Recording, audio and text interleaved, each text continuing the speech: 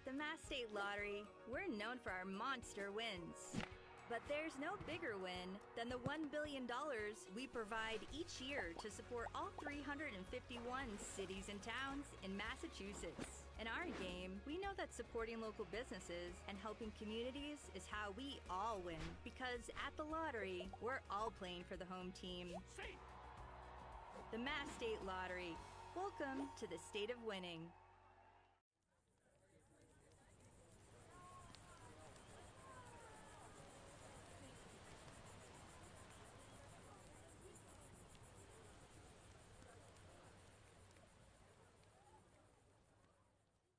When you need to be seen for a minor illness or injury, Cape Cod Healthcare Urgent Care is here for you with high-quality, full-service walk-in care. ER expertise meets urgent care convenience at our 6 urgent care centers, which are staffed by board-certified ER providers and located Cape-wide from Falmouth to Orleans. Cape Cod Healthcare Urgent Care is open daily and offers a cost-saving option for everything from sprains to stitches, with timely treatment in under an hour for most patients. View online wait times at capecodhealth.org/urgent care. Cape Cod Healthcare Urgent Care. Minor emergencies, major attention.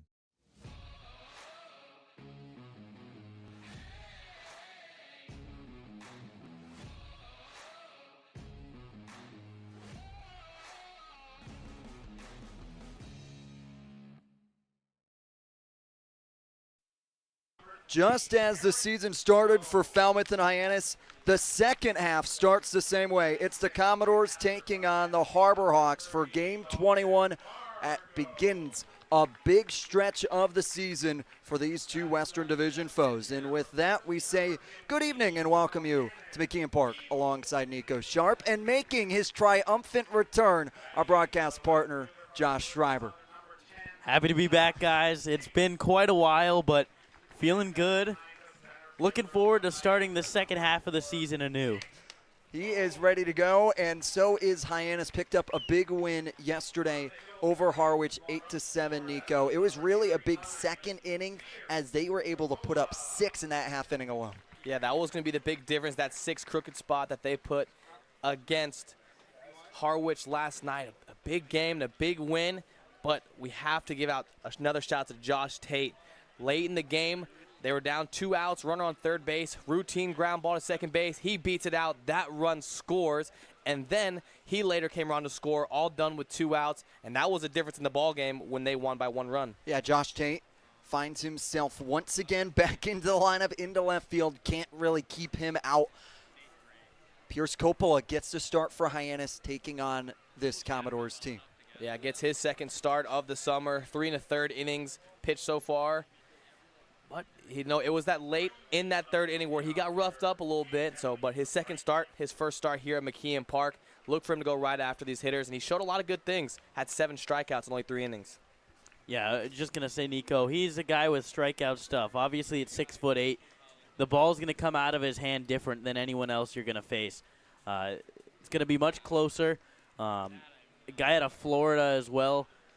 Certainly has the stuff to, really be successful in this league. But as you mentioned, 7 strikeouts in just 3 1/3 innings pitched.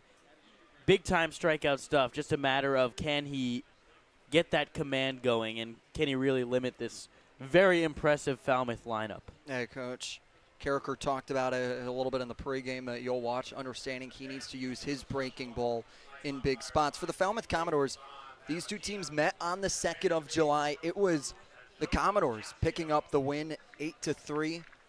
However, it returns to McKeon Park, where Hyannis has played really good baseball, batting .288 here in these confines, while Falmouth on the road batting .183. Yeah, it's been a tale of 2 teams for the Commodores. They did get the victory at their place, but now coming back to the Harbor Hawks place, like you mentioned, Jacob Irons, 7-4 at home, 0-9 on the road are the Falmouth Commodores. And you flip it on the other side, you look at the Harbor Hawks, they're 7-2 at home. So you have a team who doesn't play well on the road, and then you come back to the Harbor Hawks, that's a team who loves to play here at McKeon Park.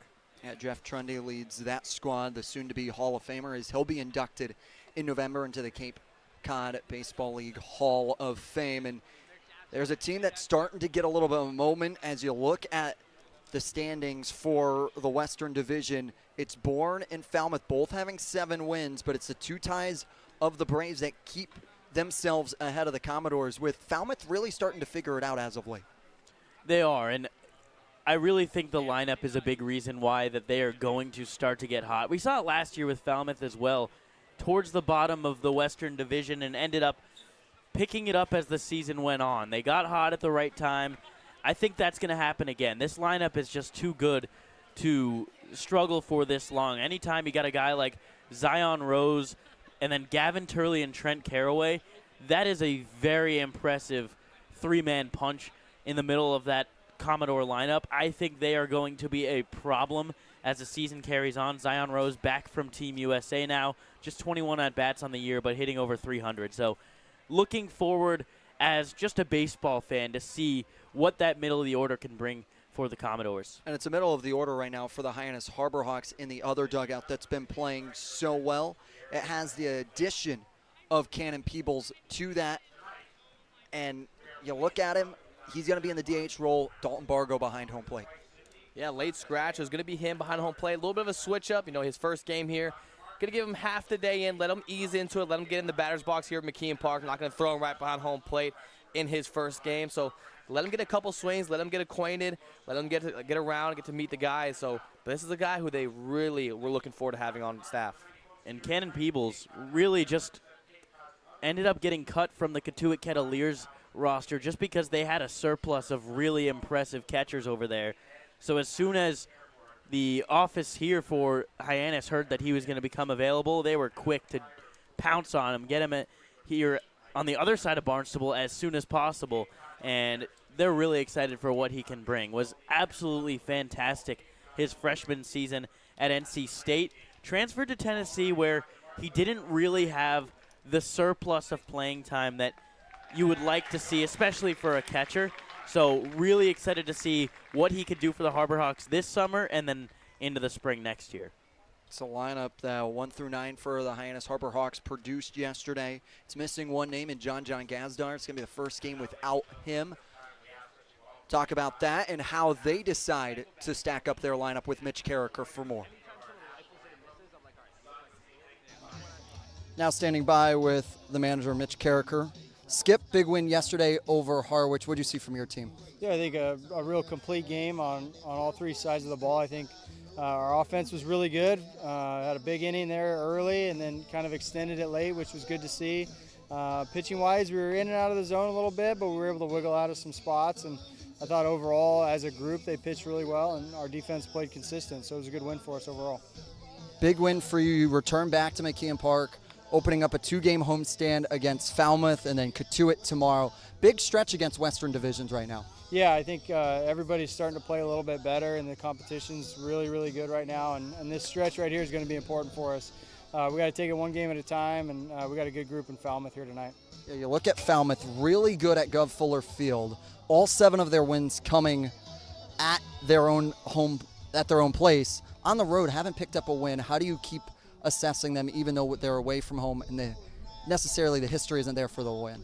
Yeah, I think, we try to avoid all of that kind of conversation, right? We kind of take care of what we can control. And, Pierce has got the ball tonight. We're looking forward to seeing him pitch. And hopefully we can do what we did yesterday offensively. And I think we're in a good spot if we do those 2 things. You talk about Pierce Coppola, had a big July 3rd start for you at YD. What do you want to see from him so that he can continue on in a good summer? Yeah, I think a little bit better breaking ball today than when he had his first start. I thought the fastball really played well his first start, but the slider was kind of hit or miss. I think they got to him a couple times on that, but he's got really good stuff, and he's a big dude out there. And so I think if he can command the slider and the fastball, I think he's going to be really tough to beat tonight. You bring in Cannon Peebles, former Katuitt catcher that gets activated tonight. What do you want to see from him behind the plate? Yeah, he's going to DH tonight. We're going to put Bargo back there, give Cannon a little bit more of kind of acclimation, to our program and system. And so he's going to hit tonight. We're looking forward to seeing how his bat plays. We're really excited about the kind of player he is. But Bargo's going to do a nice job back there. And him and Pierce, if they can get us rolling off the right foot, I think we're in good shape. Awesome. Thank you, Coach. Thank you. Sideline reporter Josie Broyles here with Michael Tatalo after a Harbor Hawk win. You had an awesome second inning yesterday with some great hits in the whole game. What's something that you've really been focusing in practice and BP that you think really solidified to your performance on the plate? Yeah, with me, I like going the other way with everything, but I've been working on like trying to get some pop to the pull side, so I've been working on BP, and paid off yesterday with a double in the gap. And you've been here, you're one of the longest players that have been with the Hyannis Harbor Hawks for a while now on the Cape. What's one big improvement that you've seen amongst the team? Yeah, I would say just offensively, we brought in some guys that have been really big for us. Like Alex Lodis, he's really hot right now, and he's been a big part. And just 1 through 9, we've all just really improved offensively. And when you guys kind of get into a little bit of a fumble, if you're losing some games, if you're not doing how you really want to do at the plate and defensively as well, what's something that you guys talk together about as a team, kind of giving each other advice, giving each other little words of encouragement, things like that? What do you try to remember? Yeah, just having a short memory. I mean, this game's really hard, and it's every day we play here, so you just got to have a short memory and focus on the wins, not the losses. Awesome. Thank you so much. Thank you. Thank you. Welcome you back to McKeon Park for Game 21 in the third meeting between the Commodores and the Harbor Hawks. Josh, how does this lineup stack up for the Commodores? Starting off with Jackson Willits out of Oklahoma. Really good top-of-the-order guy, very good defensively as well. And you got Dylan Carey, Zion Rose, Gavin Turley, Trent Caraway right there in the middle of the lineup. Trent Caraway has struggled a little bit but had a fantastic freshman year at Oregon State.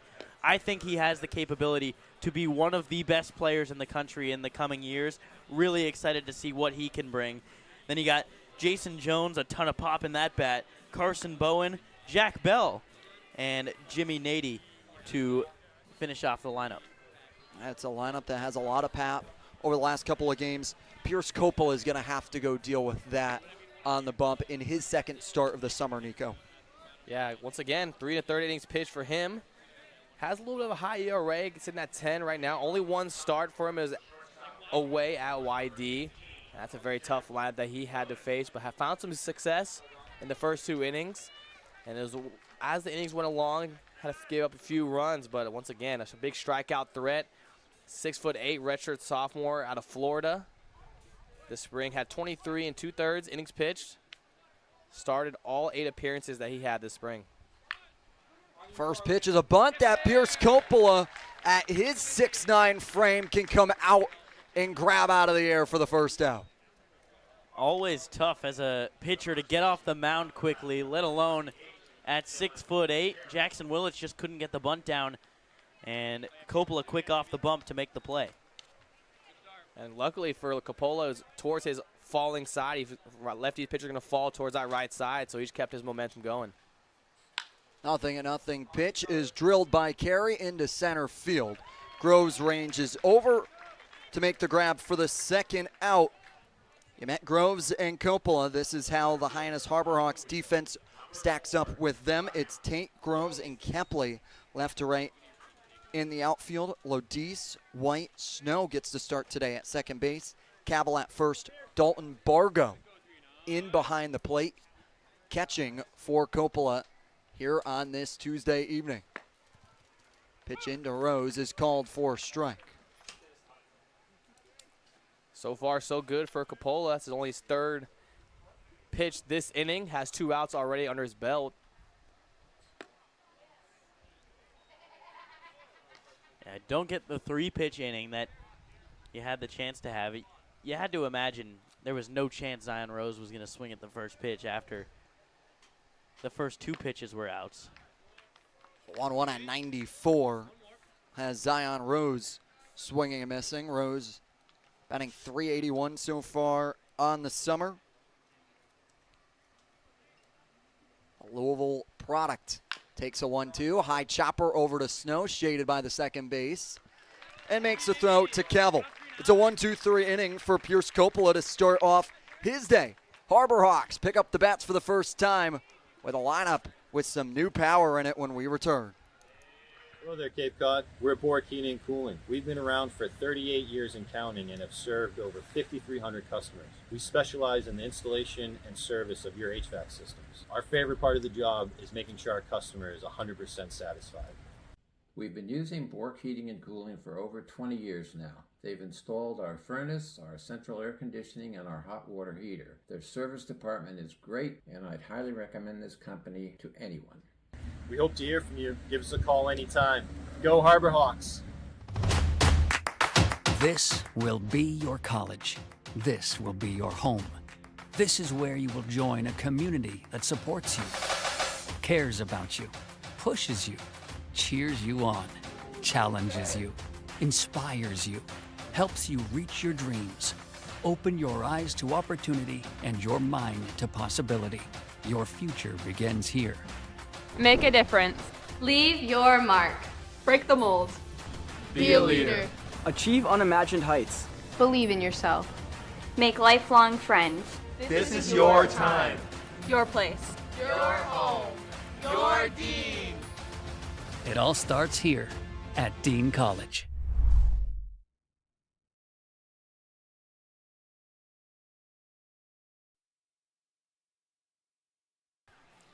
Hyannis Harbor Hawks bring out a lineup that's led off by Kane Kepley like he's done for a majority of the season. And Kane Kepley has been so good at the top of the order. A .467 on-base percentage, 22 walks on the season. He is chasing a Cape League title. Alex Lodis batting second. He has been even better so far in his short stint with the Harbor Hawks. Then you got Mason White, Blake Cavell, Eric Snow, the 3-4-5. Then Dalton Bargo and Cannon Peebles, the Tennessee Volunteer National Champions. And Josh Tate and Nick Groves will round out the order. They will go up against Sean Brennan, the Keystone College arm. Sean Brennan wearing number 25, right-handed pitcher for Keystone College, D3 product. He's a senior from Pennsylvania, 5'11". Was a workhorse this past spring, 63 and a third innings pitched. Started 11 games for Keystone College. Kept the opponent's batting average to .212. So this is the guy who doesn't give up a lot of hits, so look for him to go right after these Harbor Hawks lineup. Kepley stays disciplined and watches first pitch. That is a ball outside. Kepley fourth as well in on-base percentage at .467. It's been so solid as of late for this Harbor Hawks teams as he looks at a strike. Sean Brennan's going to be a high 80s, low 90s fastball.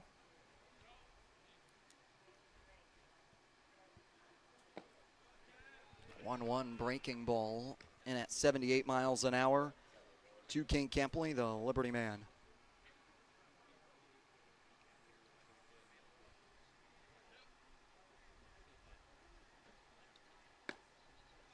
Pitches upstairs on Kepley, 3-1, and 2 nights ago had his first homer of the summer here inside McKeon Park. And talking to him pregame, it was an elation and something lifted off his chest, understanding that it had been shown in BP for so long that he finally was able to get one over the fence as he gets a walk there.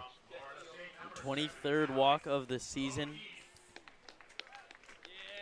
Leads the entire Cape League and by a wide margin as well. The Cape League walk record, 55. He is almost on pace.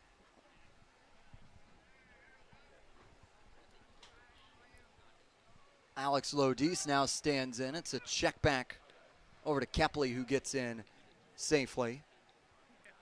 Kane Kepley got a lot of speed, ranks third in the league with stolen bases with 12.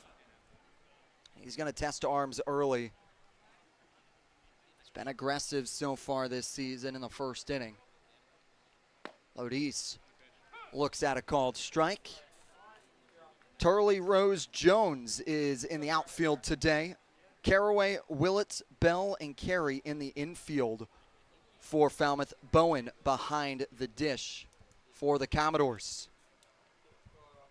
He's batting .474 over the last 5 games. Since coming to the Harbor Hawks from the Men's College World Series run he had with Florida State, has produced. And he was in the bottom of that Florida State lineup that was so deadly, really just carried them. to Kepley goes in motion. It's swing and a miss. Throw down is away from Willits. And coming in to grab the bag is Kane Kepley. I mean, he makes it look so easy. Only been caught so far 2 times on the year. Now 13 stolen bases. Tied for second in the Cape League. But back to Lodis. I mean, you know, a guy in that bottom of the order. Also Jackson West in the bottom of the order for Florida State. That Knowles lineup was so good. And Lodis is rung up looking on a pitch on the outer part of the zone for the first out for Sean Brennan. That's a great pitch from Brennan, trying to work the outer corner there. May have got some help from Carson Bowen behind home plate to get his thumb inside of it and bring it back towards the corner. Gets the 1-2 punch out. Brennan will now take on the Arizona Wildcat Mason White at shortstop today for the Harbor Hawks.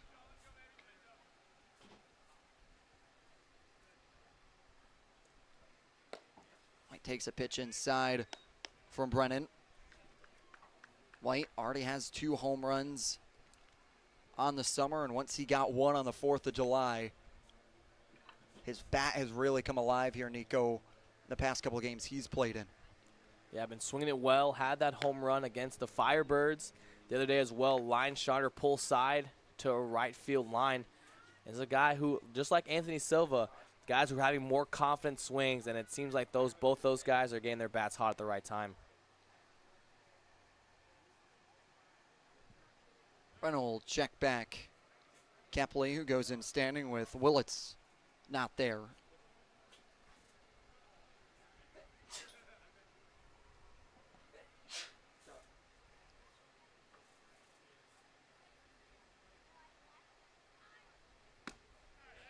Mason White say he went around. Joseph Lamatina, the home plate umpire, will make the call himself. Looking off Joe Giasio, the third base umpire, and Joe Cruz at first base, rounding out today's United umpiring crew.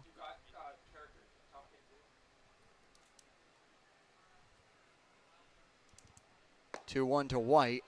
It's a call strike on the outer part of the plate. And Mason White's presence in this lineup is so important. You have a Harbor Hawks team that really not known for their power.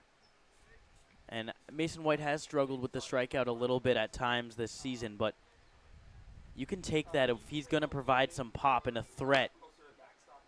I mean, this at-bat that he's putting together right now has been what he's done all season.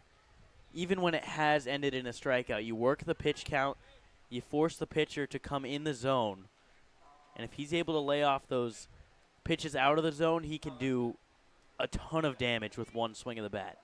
Has a full count here taking on Brennan and earns himself a walk to put 2 aboard here in the bottom of the first. Not extending the zone. It's a great at-bat from Mason White. And once again, we talk about those power guys. Usually they get a little chase happy and they get pull side, swing happy, but that's not what Mason White does in the box. He's very patient, does not extend the zone, and it's only the ones where it's inside, middle in is when he has that power swing, but otherwise he finds his ways on any way he can. Blake Gavel gets his first opportunity to go up against the team that brought him to Cape Cod originally. Gavel, native from Sydney, Australia, is in the portal currently. He spent the spring at Western Kentucky. Was brought on as a temporary guy for the Commodores. Was released, and Hyannis picked him up with a necessary need at the first base position, and not playing in the July 2nd game, he gets his first crack to go up against his former team. You know, for Harbor Hawks fans from last year, reminds you a little bit of the Austin Kelly story. Austin Kelly, left-handed first baseman, cut by Falmouth, came to Hyannis and immediately right in the middle of the order, putting together some nice ABs. It didn't take long for Gavel to get used to Hyannis. First AB in the blue and orange, sent one over the right field fence at Stony Brook Field versus the Brewster Whitecaps. Since then, it's really been a big addition to the team. It's been what he's been doing right here, staying disciplined in the box and finding his pitch. And it's been the discipline for the Harbor Hawks that's getting them deep into these counts. Sean Brennan not missing the zone by much. He's always nitpicking at the corners, but Harbor Hawks doing a great job not extending that outer third. 3-1, lofted to Jones. Back to the warning track. Kepley's going to tag from second, and he goes in sliding to third. Putting a runner 90 feet away from scoring here in the bottom of the first. Nice swing by Cavill. Just gotten in on his hands a little bit too much. Still 79 off the bat. Hit it well enough that Kepley was able to tag without even a throw. Howard brings up the future Auburn Tiger and Eric Snow, who's had so much power over the last couple of games. We were talking to Nick Groves earlier today, Nico, and feeling for his host brother. It is right there. Everyone knows it. It's on the verge. He's just looking for that first home run and looking for it to get over the fence. Yeah, he won 379 to dead center. We saw it back in McKeon Park here. Hit the very top of the blue on top of the fence and then away. He's a guy who's been peppering the wall and just hasn't been able to get that last oomph over the wall. And like you said, Nick Groves said, you know, it's one of those guys where Eric Snow sends one into shallow left field. Reining in to make the grab is Gavin Turley. Hyannis had runners on the corners. They're left stranded there. Through one, it's still scoreless between Falmouth and Hyannis. You're watching Hyannis Harbor Hawks baseball on the Hyannis Harbor Hawks Baseball Network. Hey Cape Cod, we're Bork Heating and Cooling. We've serviced over 5,300 customers on and around Cape Cod for almost 40 years. We install and service your heating and cooling system, and our #1 goal is to ensure we do the best job we possibly can to make our customers happy. You have the triple cheerleading squad for Bork sitting here. They repaired our heating system, took care of our air conditioning system, and they set something up with the remote system that they installed for us as well. Yay, yay, yay for Bork. We love them. Give us a call when you're in need of HVAC services. Hope you enjoy the game. This will be your college. This will be your home. This is where you will join a community that supports you, cares about you, pushes you, cheers you on, challenges you, inspires you, helps you reach your dreams. Open your eyes to opportunity and your mind to possibility. Your future begins here. Make a difference. Leave your mark. Break the mold. Be a leader. Achieve unimagined heights. Believe in yourself. Make lifelong friends. This is your time. Your place. Your home. Your Dean. It all starts here at Dean College.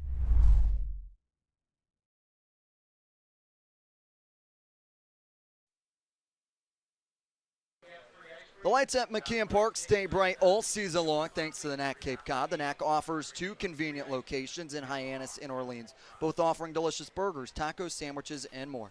Visit thenacapecod.com to order online today. The NAC Cape Cod is proud to be the Light Up the Park sponsor of the Harbor Hawks all season long. Rare occurrence here at McKeon Park, a double nest for the Ospreys here in Hyannis. You have one down the first base line, high into the trees, and then one, as our beautiful camera operator Charlie Adams is showing you, right in right center field. So pitching coach Ray Korn calling it a special occurrence and good omen for the team here earlier today. Yeah, I won't lie, guys. Got into the car on the way here, and as I'm getting into the car, I hear a hawk screech, and I just knew it was going to be a good day. Gavin Turley stands in the left fielder as Coppola deals a strike. Gavin Turley also. There you see. Oh, you see one of those Ospreys poking his head out. we love a good Harbor Hawks nest. Oh, yeah. It's an Osprey, Nico. 0-1. Misses outside from Got a lot Borgo. of those at Notre Dame? No, but, like, you do the job. You do the research. Here, like, for a Harbor Hawk, there's not such thing. It's an Osprey. Ah, Harbor Hawk. Jesus. The 1-1 is a swing around and miss. Now, Turley's first mistake there is he held on to the bat. Oh, no. Gavin Turley, last year, Turley and I became friends on Twitter a little bit. Or X, I'm sorry. He had a, we'll talk about it as the game goes on. But he had this trend of, especially when he was playing Hyannis, where he would throw the bat. Now, some say on purpose, some say not on purpose. We'll never know. But I was able to, go through the stats and see what he was able to do when he did throw the bat in those ABs. Went 3 for 4 with a single, double, and a homer, as well as a hit by pitch and 2 walks. So doing something right when he throws the bat, doesn't throw it there, and what do you know, it's a strikeout. Doing something right is Pierce Coppola to pick up his first strikeout of the outing. Big one there is retired all batters he's seen so far to bring up Trent Caraway. Yeah, started this inning with 6 pitches, now has 12, 8 of them being strikes. Not, he's a starter who, struggled maybe in the strike zone later on, but we're seeing it here as something he's worked on is going right at this Falmouth Commodore lineup. Caraway, the third baseman, batting .207 with the Doors so far. Caraway out of Oregon State swings and misses there to have Coppola ahead 0-2. To throw that 12-6 curveball and then throw a 94-mile-per-hour fastball up in the zone right behind it, it's pretty unfair, and it's good use of his pitch arsenal, especially coming from his height. That tall 6'8" frame reaching down, it looks like halfway across in the batter's box. And then you have that 12-6 curveball, start up in the zone, work down, and then you put that 94-mile-per-hour fastball in behind it. That's tough for the hitters. 0-2, sent into foul territory and out of play. Trent Caraway battled injury this past spring for Oregon State, but a guy that will be on the very top of MLB draft boards in 2025. I think he has a real shot to go in the top 10. 0-2 is a pitch that misses away on the slider at 83. Yeah, try to backdoor it there, up ahead, 0-2. Just trying to work away, maybe get a chase pitch, but that one just staying away. Caraway doing a good job to fight in this AB.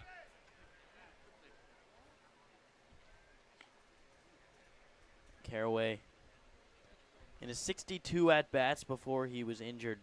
2 homers, 10 RBIs, and hit .340 for the Beavers. Coppola deals a fastball at 94 that gets by Trent Caraway for his second strikeout and the second out of this top of the second. Mid-90s, dotted top of the zone. Just a perfectly placed pitch, Nico. Yeah, it's a tough pitch to catch up on, especially you've been mixing it up. You threw your show changeup earlier, threw a couple fastballs, and 95 up in the zone. That's going to be hard to get your barrel out in front of. Now Jason Jones, right fielder, to take on Coppola. Jason Jones, a guy I was very impressed with watching take batting practice. So much power to deep right center field. It felt like he was just flicking his wrist and one-hopping the wall. 0-1 is upstairs and away on Jones. 1-1.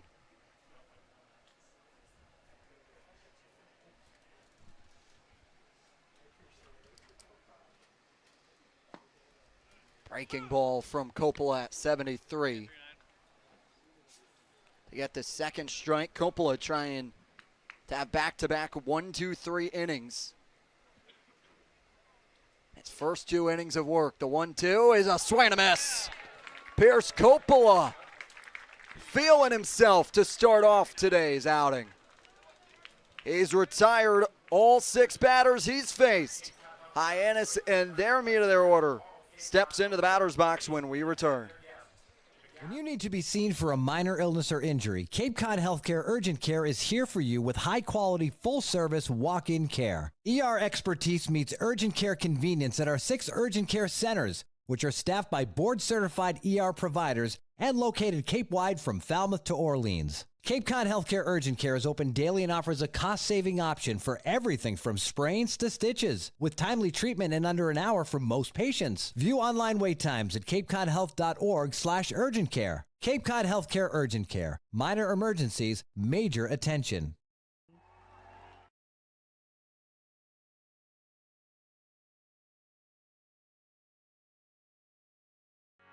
Here at the Mass State Lottery, we're known for our monster wins. But there's no bigger win than the $1 billion we provide each year to support all 351 cities and towns in Massachusetts. In our game, we know that supporting local businesses and helping communities is how we all win. Because at the lottery, we're all playing for the home team. The Mass State Lottery. Welcome to the state of winning.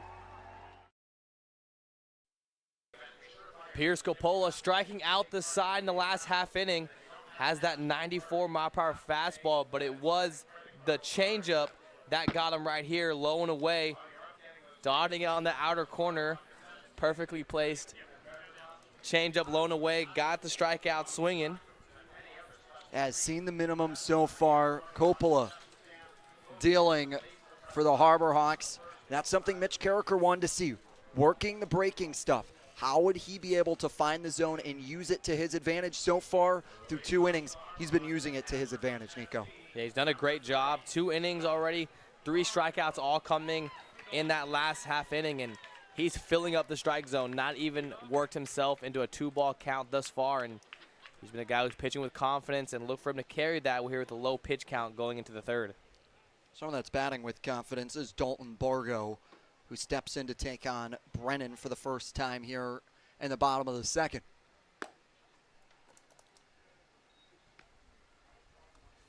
Bargo out of the University of Tennessee.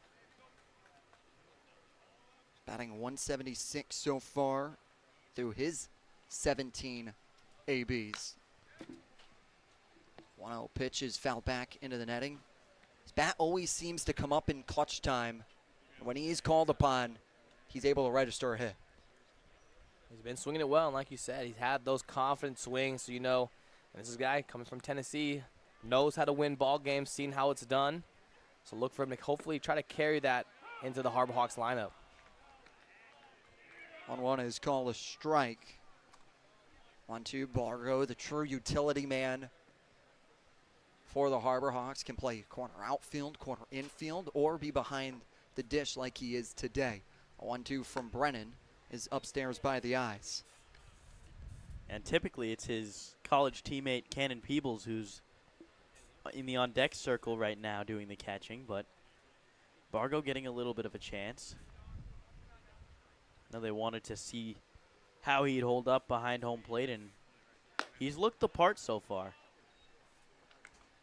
Came into college with the intention of being a catcher. Dalton Bargo started his collegiate career with the University of Missouri. Came in, was had all intentions to be a catcher, needed someone to the corner infield. He moves into the corner infield. And when he transferred into Tennessee, they needed his bat into the lineup, put him out into the corner outfield, and found himself a role as he goes down, swinging and missing there for the strikeout. Yeah, and I mean, Cannon Peebles, who's up now, really, I guess one of the reasons why he did not do a lot of catching this past spring for the Volunteers. But anytime you have a roster that loaded, it is going to be very hard to find playing time. And Bargo, he certainly found playing time, just in other positions that maybe he didn't expect to play quite as much. But he's a guy that will step up in those big moments and did an outstanding job this past spring. People started the summer with the Catuit Kettleers, played in 4 games for them, saw 6 ABs, sporting a 167 batting average. Takes a second pitch for a ball, but has a 444 on-base percentage through those 6 ABs. There's another guy who finds a way on, fits perfectly into this Harbor Hawks lineup. Had 25 hits this past spring, had 30 walks. So it's a guy who's not afraid to take the free pass. And again, like a lot of other Harbor Hawks in this lineup, not going to extend the zone, going to be patient and make the pitcher give them a hitter's pitch. Now walked 30 times, struck out 34 times in the spring. Peebles did with the Volunteers.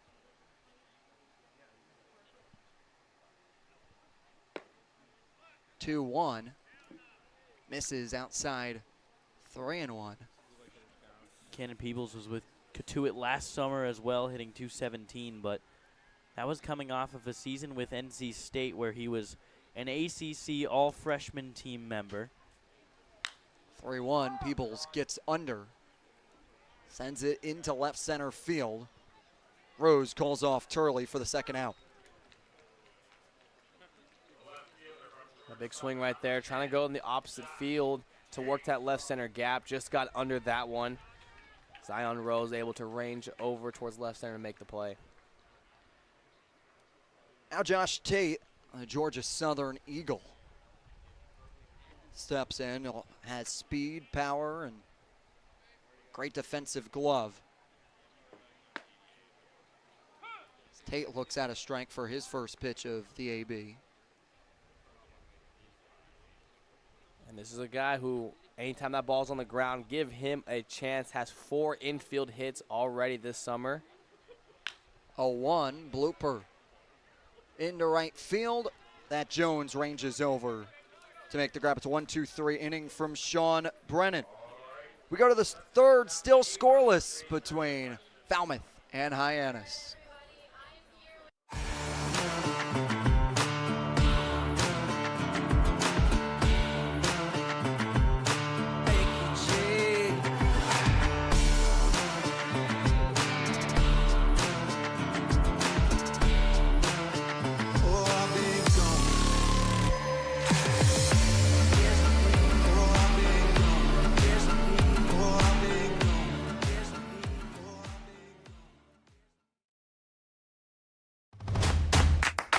This will be your college. This will be your home. This is where you will join a community that supports you, cares about you, pushes you, cheers you on, challenges you, inspires you, helps you reach your dreams. Open your eyes to opportunity and your mind to possibility. Your future begins here. Make a difference. Leave your mark. Break the mold. Be a leader. Achieve unimagined heights. Believe in yourself. Make lifelong friends. This is your time. Your place. Your home. Your Dean. It all starts here at Dean College.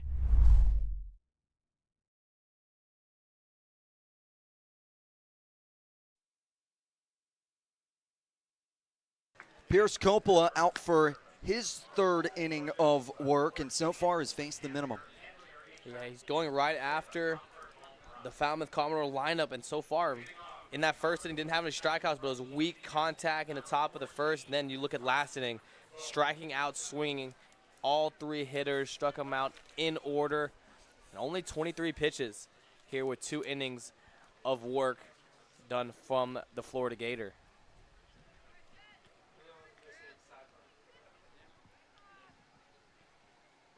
First pitch to Bowen is inside.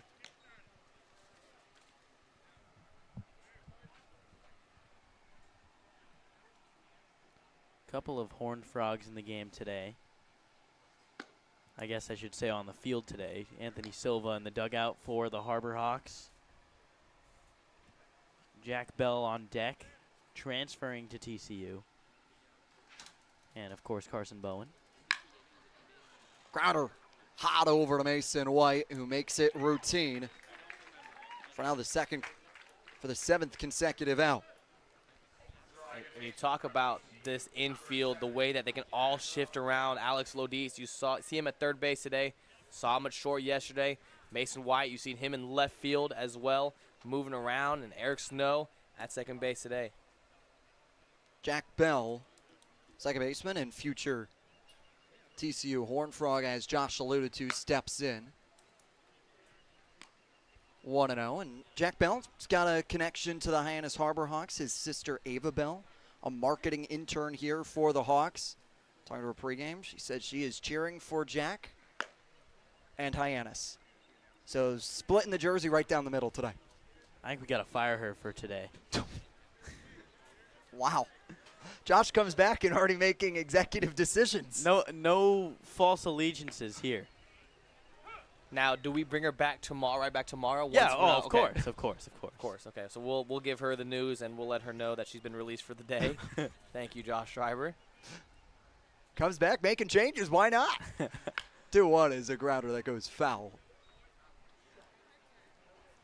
He's just been so ready to put on the headset, Nico, that I've had a lot of time to just sit with my thoughts.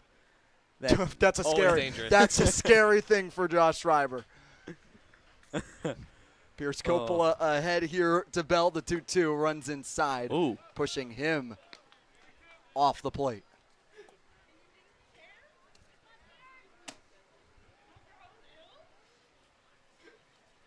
Tough lefty-lefty matchup.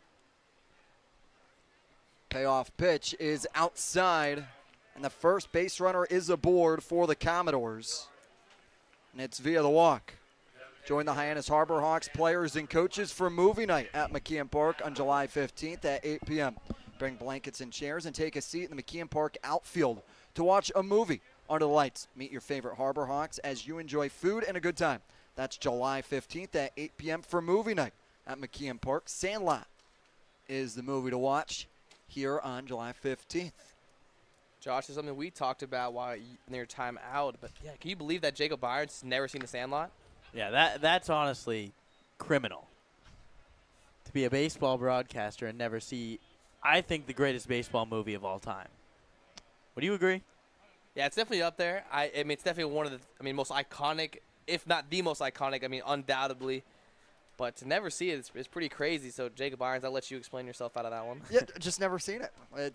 But that's going to change on July 15th. There you go. I'll be right in this position watching Sandlot. Up here?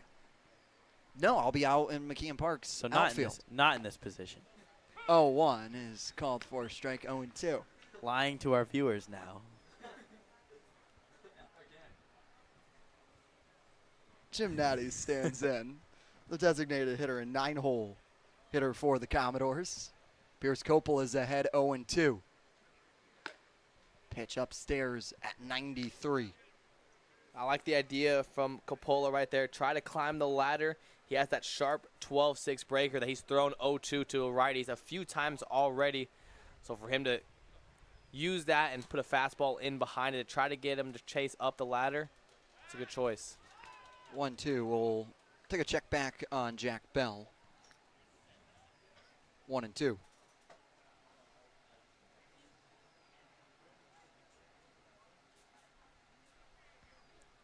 Jack Bell doesn't have a stolen base quite yet this summer for the Commodores. Runner goes, trying to get one here. The throw down from Bargo is not in time. Bell's able to get around the tag from a throw that was just a half second late. And Bell has his first stolen base of the summer. I mean, that was a perfect throw by Dalton Bargo. Kind of just had Nottie get in the way of him a little bit on the backswing. So couldn't quite get everything into it. Jack Bell just got that foot underneath the tag. Natty sent down via the strikeout to bring up Jackson Willits, the leadoff man for the Commodores.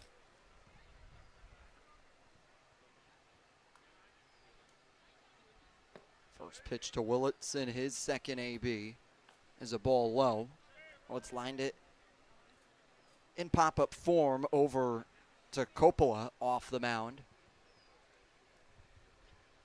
Jack Bell got a wonderful jump from first base. Coppola's a guy who has a decent-sized leg kick, but, he's a lefty, so he can flip it over. But Jack Bell's going first move. As soon as he lifts his leg, that Jack Bell took off, got a great jump, and able to beat the perfect throw from Bargo.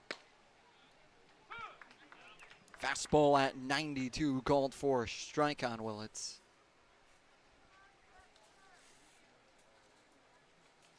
Willits, the Oklahoma Sooner. At a 268 for them out of the Big 12. As Coppola steps off the rubber. For Willits has had a hot summer, batting .346, second in batting average. The Cape Cod Baseball League right now, first in on-base percentage coming in at .485. And that's a guy who got it done against the Harbor Hawks back on the second. 3 for 5, worked a walk, came around and scored once. But a couple base hits, had a good day, couldn't keep this guy off the base paths. 2-1. Fastball that goes inside.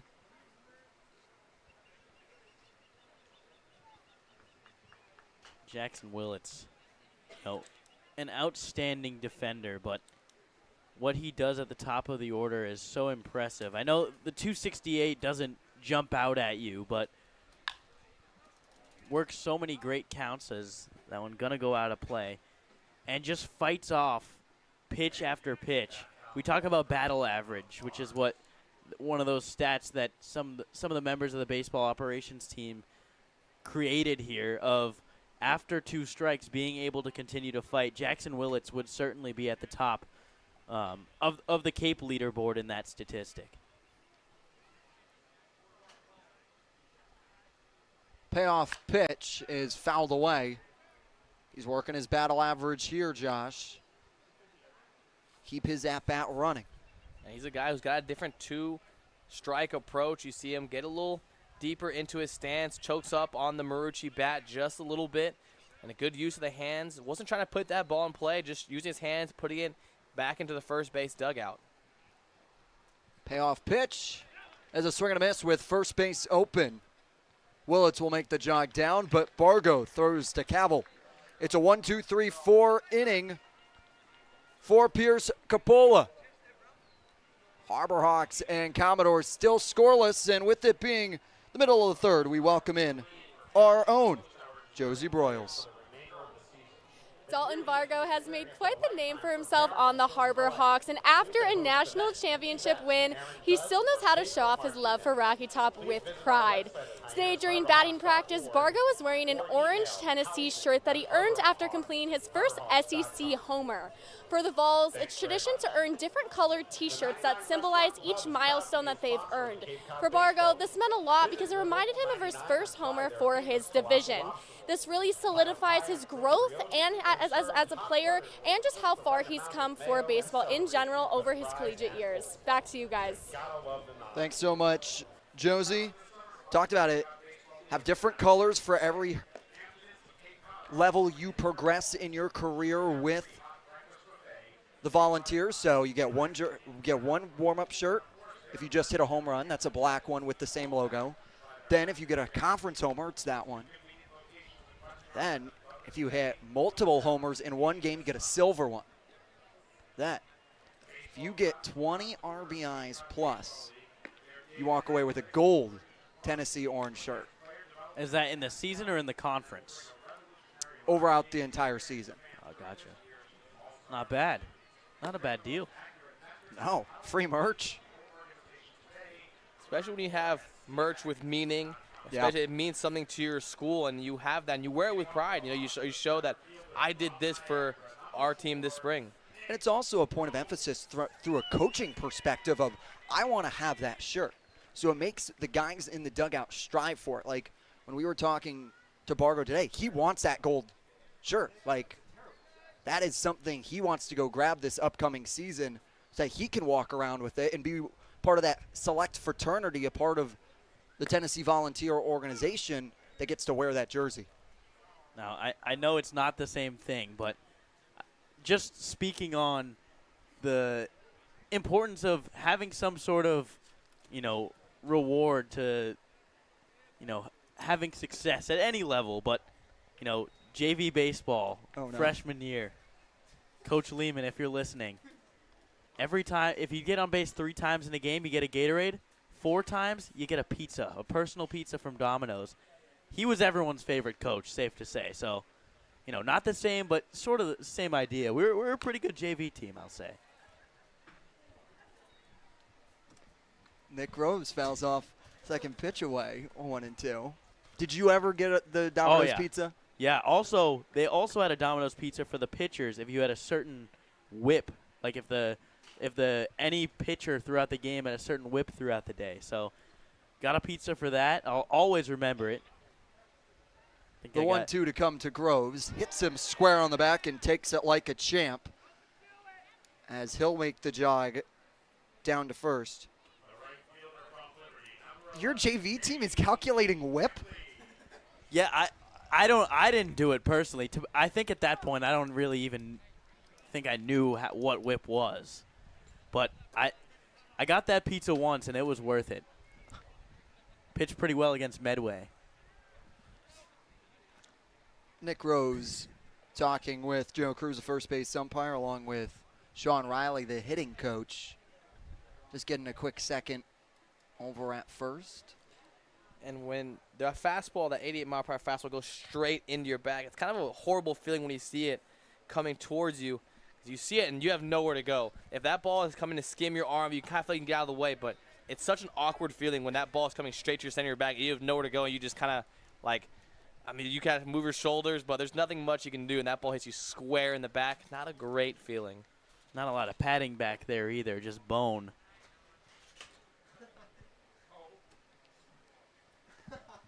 Kane Kepley turns over the lineup for the Harbor Hawks to take on Brennan for the second time. Groves goes in sliding with the fingertips. And Groves is the guy who can run well, just like the man at bat, Kane Kepley. Kane Kepley, we talked about, leads the team in stolen base with 13. Nick Groves right behind him with 6.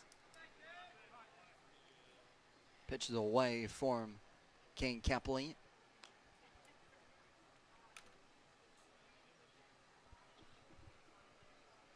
Kepley worked a walk in the first, got stranded over at third for his 23rd walk of the season. Kepley gets under the pitch. Caraway calls off Bowen to make the grab for the first out. And a big first out. Sean Brennan able to extend to the 3rd inning of this ball game. Only 40 pitches thrown, able to fan 2 Harbor Hawks swinging. So having success so far against this Harbor Hawk lineup. The lineup turns over for the first time. Still keeping the Harbor Hawks to 0, as this is a team who starts off very hot with the bats. Lodice sends one out into soccer fields here at St. John Paul II High School, just steps away from downtown Hyannis and steps away from the harbor as well that sits beyond right field and the tree line. Brennan checks over, carries, gets a good job of keeping the glove in front of it to block it from trickling into foul territory.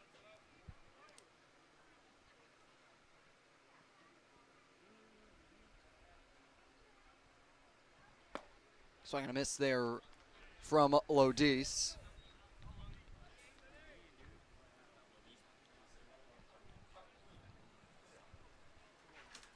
Lodice put together a real nice at bat his last time up. Just struck out looking on a pitch that he thought missed. See if we can get redemption here. Has 0-2 now. Does a good job to protect the zone and foul it away. Talking to him pregame about what was working so well for him. Felt it was a continuation of his spring ball season here to Cape Cod. Credits, not too much time away. Really staying within the game of baseball to have his hot start. Runner goes and Groves throws down. Is swam around by Nick Groves. Wow! Throw in plenty of time from Bowen down to Willits at second base, but it's Nick Groves being the land shark and getting out of it. And what a swim move here from Nick Groves. You see the throw beats him by a step or two. Swim move, That left arm is up and out of there, and that right arm slides in through. That's a beautiful slide from Nick Groves. Moves him one step closer to the speedy Kane Kepley, now with 7 stolen bags this summer. Lodice sends a scorcher into center field. Rose is under it, making the grab. Groves bluffed a tag, but retreats back. What a stolen bag by Nick Groves, the future Fighting Illini. Started his collegiate career at Niagara, hit the portal, found a home, University of Illinois. And what a replay and camera shot by our producers and camera operator, Charlie, Chase, and Daniel, put in the work.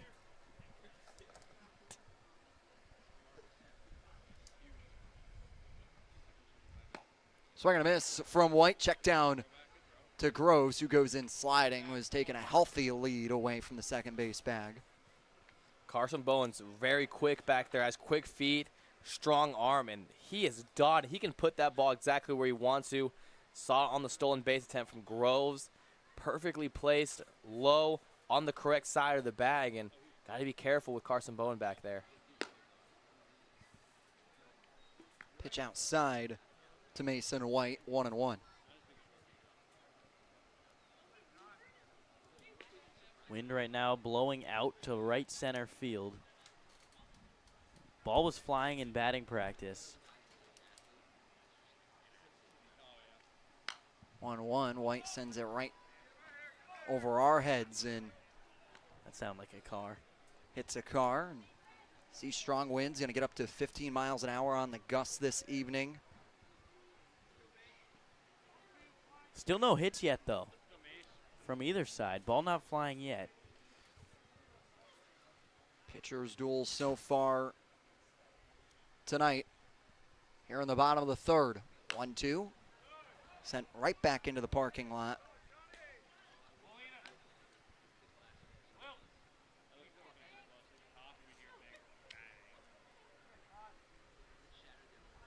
Harbor Hawks threatening, still have a runner in scoring position. But Sean Brennan for the Commodores has been dealing. And this is, again, a Harbor Hawks lineup who's had no problems putting up runs. A lot of big zeros for Brennan thus far. 1-2 misses upstairs, 2-2. Harbor Hawks leading the league in runs scored with 123. The most runs to come across the plate. And the crazier thing is 111 of them are runs brought in. That is manufactured runs. They're not free passes or giveaways there. They're able to bring in 111 of their own runs so far this summer. The 2-2 is a swing and a miss that White is out in front of. Nick Groves started things off with a hit by pitch, but is stranded at second base after a beautiful stolen base. We're going to the fourth right here on the Harbor Hawks Baseball Network. When you need to be seen for a minor illness or injury, Cape Cod Healthcare Urgent Care is here for you with high-quality, full-service walk-in care. ER expertise meets urgent care convenience at our 6 urgent care centers, which are staffed by board-certified ER providers and located Cape-wide from Falmouth to Orleans. Cape Cod Healthcare Urgent Care is open daily and offers a cost-saving option for everything from sprains to stitches, with timely treatment in under an hour for most patients. View online wait times at capecodhealth.org/urgent care. Cape Cod Healthcare Urgent Care. Minor emergencies, major attention. When you need to be seen for a minor illness or injury, Cape Cod Healthcare Urgent Care is here for you. Here at the Mass State Lottery, we're known for our monster wins. But there's no bigger win than the $1 billion we provide each year to support all 351 cities and towns in Massachusetts. In our game, we know that supporting local businesses and helping communities is how we all win. Because at the lottery, we're all playing for the home team. The Mass State Lottery. Welcome to the state of winning.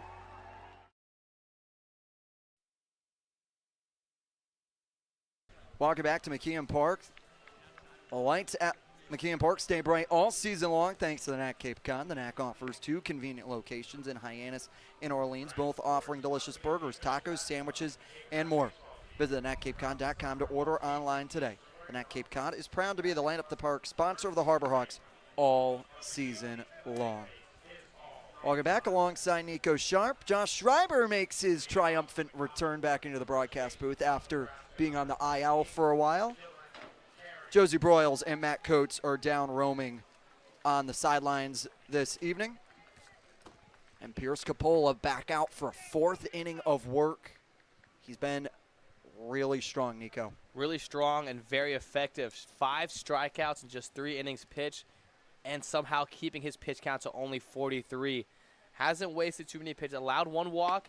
That past inning in the 3rd, but so far going and putting pressure and throwing strikes and filling up the strike zone is Coppola early. Take on Carey, Rose, and Turley. Top third of the lineup here for the Commodores. Fastball that gets Carey swinging and missing. He flew out to Groves back in the 1st. Dylan Carey has a lot of pop in his bat, but certainly a strikeout threat. The 5th most strikeouts in all of the Big Ten this past season.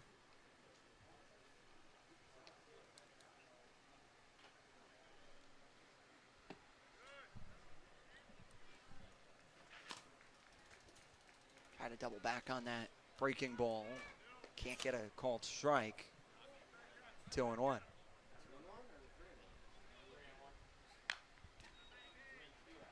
And now it's 3-2.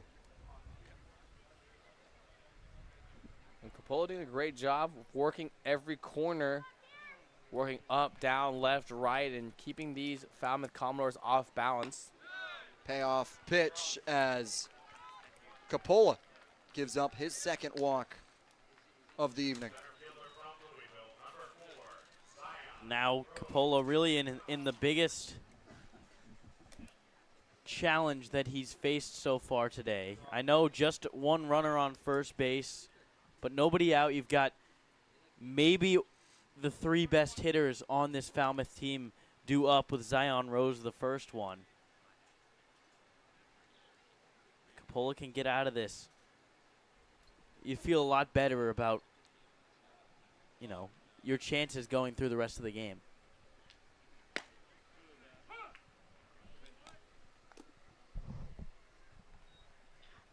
Coppola doing a great job working in and out, put it on the hands of Zion Rose. Zion Rose, Josh's point, hitting .364. This is a guy who's been swinging it well, on base percentage of .391. Works gap to gap, slugging percentage almost at .600 with a .591 slugging percentage. Coppola ahead here to Zion Rose, the center fielder. 0-2 is fouled away as a gaggle of children go chasing for it. Gaggle of geese. Irons, you seem like someone that would be really good at knowing groupings of animals in their names.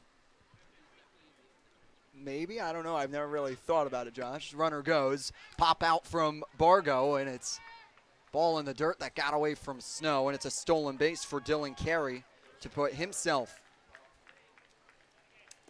in scoring position. That's Carey's 4th stolen base of the summer, now leads the Commodores with stolen bases. And so far, both teams haven't had a hit yet, but they're finding ways on via the walk, and they are having stolen base attempts. Swing and a miss, drop 3rd strike with first base open. Pierce Coppola is able to record the strikeout for the 1st out. Bargo flipping the breaking ball down the zone to Zion Rose. Rose had a big swing, but that ball falling off the table for Coppola gets his 6th strikeout of the evening, and so far he has just kept these Commodores off balance all day long. Been a strikeout machine so far on the summer. Had 7 against YD on the 3rd. Already has 6 here tonight. Pitch to Gavin Turley is low below the knees, 1-0.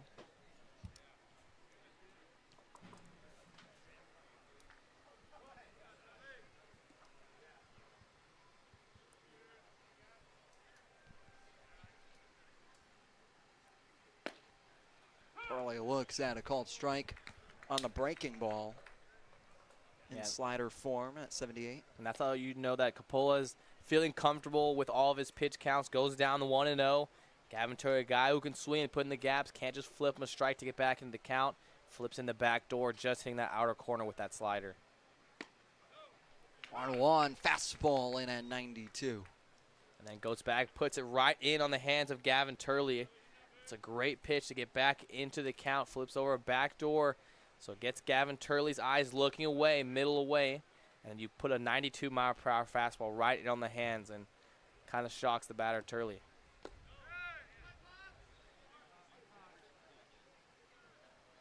Pitch inside. Bargo does a good job to keep it in front of him. A little bit of a spacious backstop, but nothing in comparison to White House Field. Like the Harbor Hawks and Jackson West, the catcher from yesterday's game, saw. Chain link fence, it just dies if it gets behind you with how much space there is.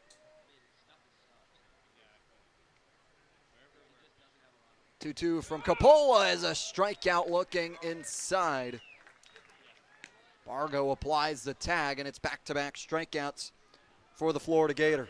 And nearly an impossible pitch to hit for Turley, who stands very close to the plate to begin with, but off the front hip, it's a two-seam fastball that runs off that front hip right across the plate, totally freezes him, and he walks back to the dugout shaking his head.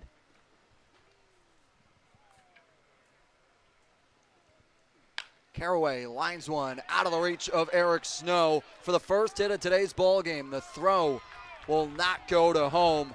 Coming in to score is Dylan Carey, and the Commodores open up the scoring as they lead 1-0.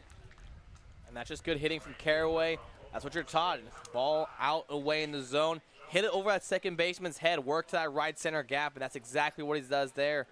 Right over the head of Eric Snow. And the first hit of the game, that's timely hitting. That's been the difference in these games, is having those timely hitting with runners in scoring position. Kind of just an excuse-me check swing from Caraway. Did not fully go all the way around and use those hands, the velocity from Coppola to just line that one into right center field. Jason Jones now the right fielder, who struck out to Coppola an inning ago. Fouls off a pitch.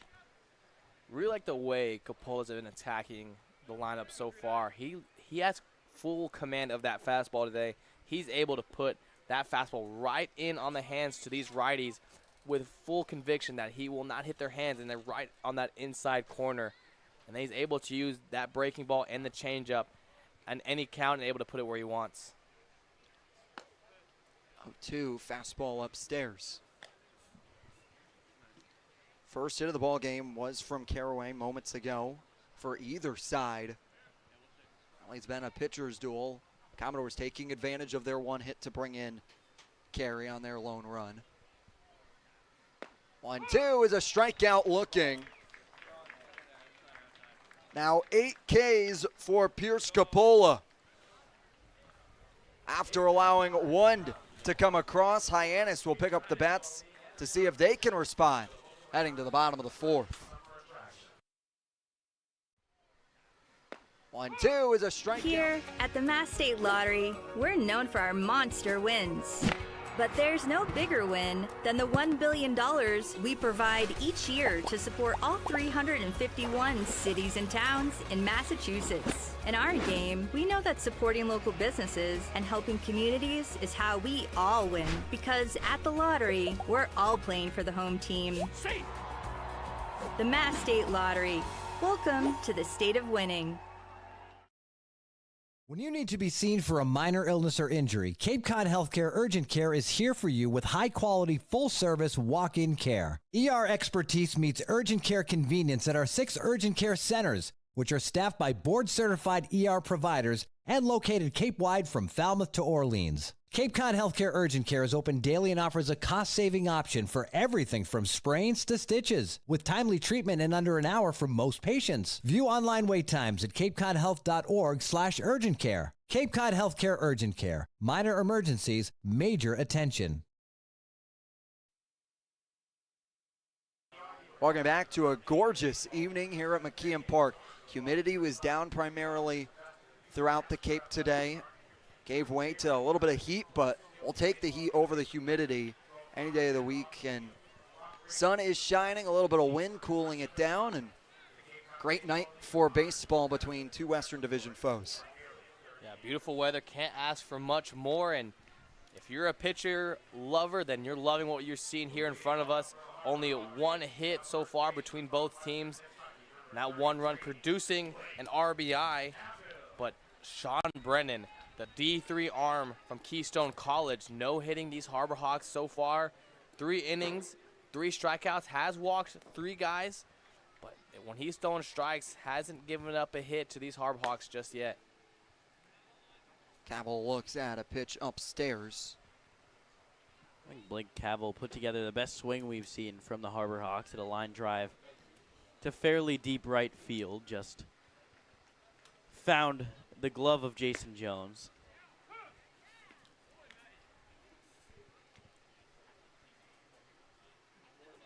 That's been the beauty of baseball. You have a guy like Sean Brennan, a D3 arm, putting up no hits against these Harbor Hawks, and then you see guys at the biggest schools go against these Harbor Hawk lineups and give up crooked numbers. So that just shows there's talent everywhere, and Sean Brennan's a perfect example of that right here.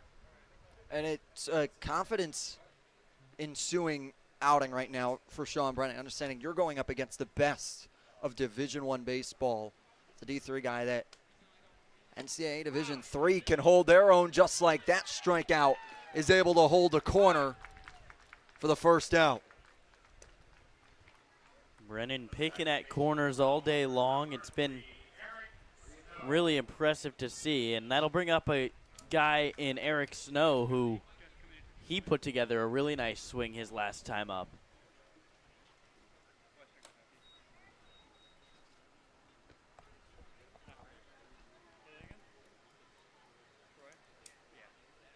Snow fouls one into the netting, 0-1.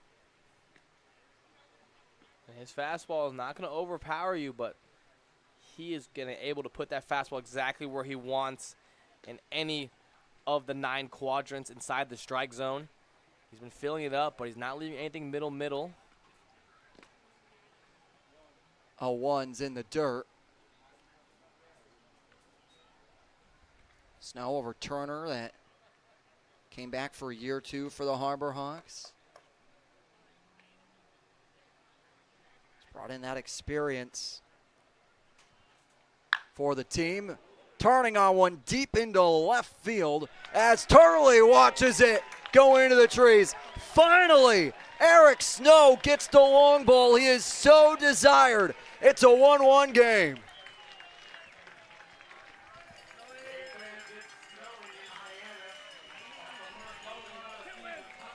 .102 miles an hour off the bat, 360 feet, and that one got out of here in a hurry. And that's just going to be a hanging 88-mile-per-hour pitch from Brennan down middle. We just talked about it. He was working corners all day long, but that one just right in the middle of Eric Snow's sweet spot, and he turns that one right around down the left field line. 102-mile-per-hour exit velo. 360 feet. And the hitting has opened for the Harbor Hawks. Bargo gets one down the right field line. He's sent around first. He'll go in standing to second. And it's another extra base hit for Hyannis.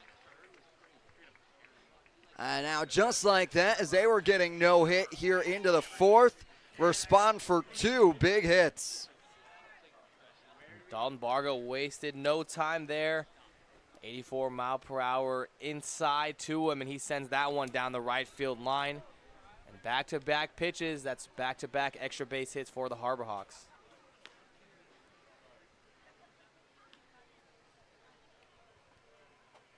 Cannon Peebles now stands in to take on Brennan. First pitch is upstairs and away, and for Eric Snow, he's going to have some ice cream tonight. His host mom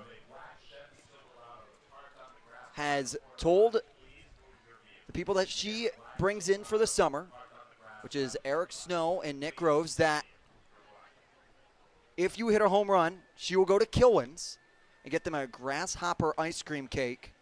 Talking to Nick Groves today, he was dreaming of the grasshopper ice cream cake. He wanted to do it for himself, but no matter what, he's going to be having some ice cream cake later today from Nick Groves.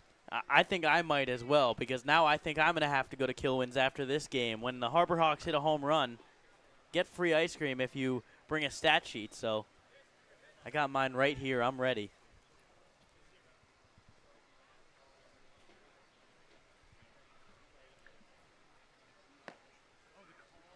Is in the dirt to Peebles, 2-0. And for Eric Snow, he had been flirting with the home run for so long over these past weeks and finally gets one to go. And it's a big homer to tie the game at 1.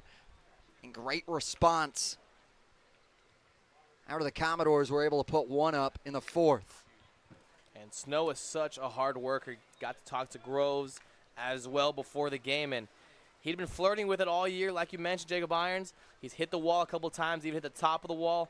And Nick Rose, the constant joke is, hey, hit the weight room. But you can't really say it to Eric Snow. He says that this guy's in the weight room every single morning. So whatever lift he hit this morning pays off as he sends that one 360 down the left field line. 2-1 to Peebles, sent into left field. Turley back on the edge of the warning track, makes the grab for the second out. It's the second time Peebles has tried to go the other way, just getting under the ball a little bit. Ball hanging up for the left fielder to grab, and now Josh Tate will have a runner in scoring position with 2 outs, opportunity to take the lead for the Harbor Hawks.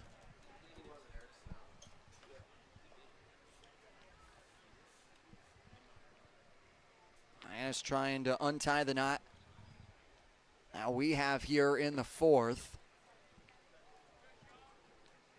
First pitch to Tate is away, 1-0.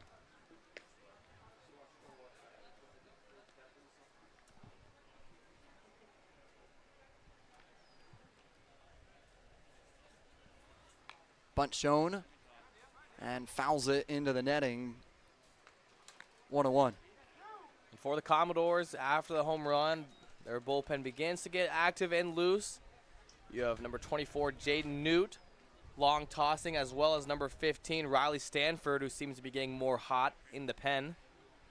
2 guys getting loose, but Riley Stanford seems to be the guy who would come in first, throwing a few pitches out of the mound in the bullpen.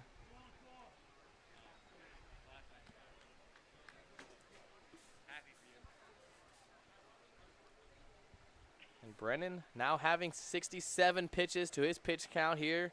3 2/3 innings pitch of work for him.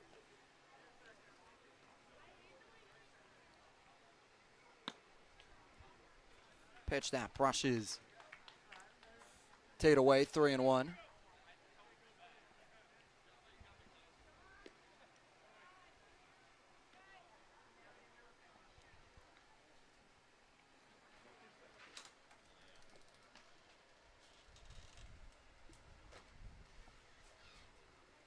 One is upstairs. Check back in on the sliding Bargo, who gets into second safely.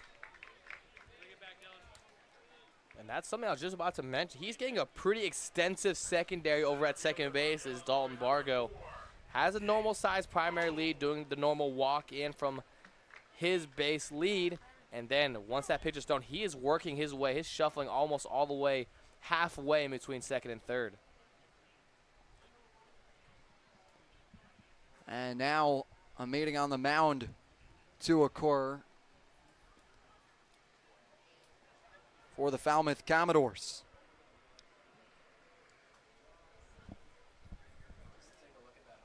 Mike Landry will come out to have a conversation as he makes the motion to the bullpen. We're tied at 1 as the Commodores bring in a new arm. We'll tell you about the new pitcher when we come back. Leave your mark. Break the mold. Be a leader. Achieve unimagined heights. Believe in yourself. Make lifelong friends. This is your time. Your place. Your home. Your Dean. It all starts here at Dean College.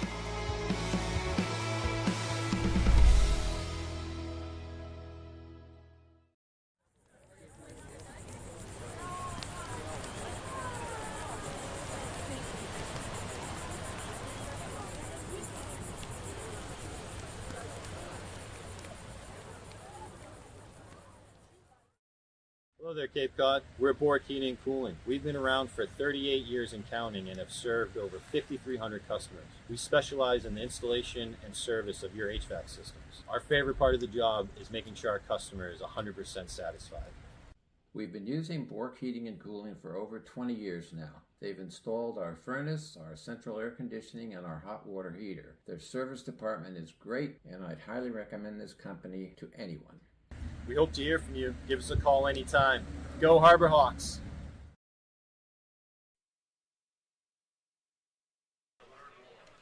Riley Stanford, the Georgia Tech Yellow Jacket, comes in relief of Sean Brennan. Riley Stanford comes in with a runner on second base. And he's a sophomore from Georgia Tech, 6'4", 238.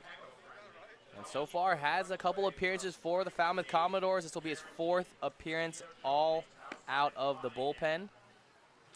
Or excuse me, this is his 8th game for the Falmouth. This is a guy they've used a lot, 7.71 ERA, 0-3 record thus far, 14 innings pitched, 17 strikeouts, 4 walks, and it's going to be thanks to that high velo fastball. First pitch from warm-ups, 95.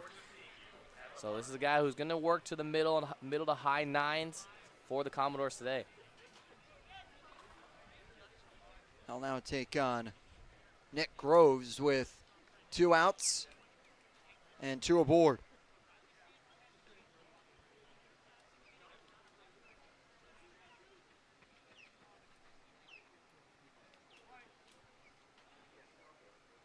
If Groves can work his way on base, you got Kane Kepley on deck. Really an opportunity to blow this game open a little bit. Nick Groves told us pregame when his family's in town, he has played some of the best baseball of his career. His family is in attendance today as a hit by pitch. He was alluding to trying to get a long ball for them while they're in town. 0-1, hard hit into center field, back to the wall. Rose making the grab. So close for Nick Groves to get the long ball for his family, but Rose was right there. It was a half inning sparked by Eric Snow and his long ball. The snow is falling in Hyannis. We'll be right back. When you need to be seen for a minor illness or injury, Cape Cod Healthcare Urgent Care is here for you with high-quality, full-service walk-in care. ER expertise meets urgent care convenience at our 6 urgent care centers, which are staffed by board-certified ER providers and located Cape-wide from Falmouth to Orleans. Cape Cod Healthcare Urgent Care is open daily and offers a cost-saving option for everything from sprains to stitches, with timely treatment in under an hour for most patients. View online wait times at capecodhealth.org/urgent care. Cape Cod Healthcare Urgent Care. Minor emergencies, major attention. This will be your college. This will be your home. This is where you will join a community that supports you, cares about you, pushes you, cheers you on, challenges you, inspires you, helps you reach your dreams. Open your eyes to opportunity and your mind to possibility. Your future begins here. Make a difference. Leave your mark. Break the mold. Be a leader. Achieve unimagined heights. Believe in yourself. Make lifelong friends. This is your time. Your place. Your home. Your Dean. It all starts here at Dean College.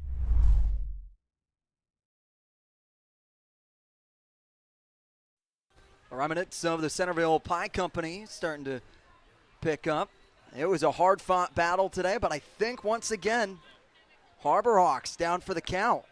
They have not won one this season so far. That's not good. But at least they're doing pretty well in the standings.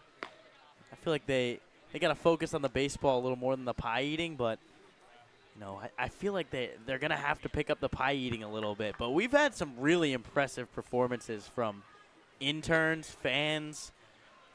Talk about Quinn Booth, one of our baseball ops interns, with the performance of a lifetime in the pie eating contest. So, hey, come down to McKeon Park. Maybe you can beat one of the Harbor Hawks, because it seems like everyone is at this point. Drake Meeks comes out for a new arm in relief of Pierce Capola. You go from Pierce Capola, who was fastball heavy. It stays the same here with Drake Meeks. Yeah, it's going to stay the same. High velo arm coming from the right-hander from Southern Miss. Freshman from Alabama, 6'4", another tall frame. Not quite as tall as Capola, but it's going to be another promising arm for the Harbor Hawks. High velo guy. And he's got a nice sharp slider to work in behind it. Seen him come already out of the bullpen for the Harbor Hawks. Only thrown 1 inning. But in that 1 inning, walked 2 guys, had a strikeout, only give 1 hit, no runs allowed. So look for him to eat some innings up here in the middle part of this ball game. It's a good way to start. 95 painted on the outside corner.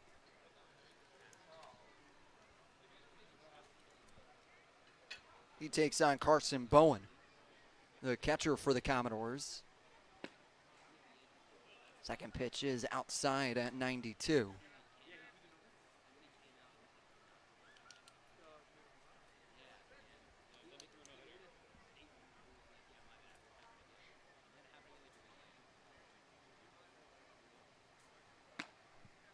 .93-mile-an-hour fastball that goes inside on Bowen, 1-1. And Bowen batting .267.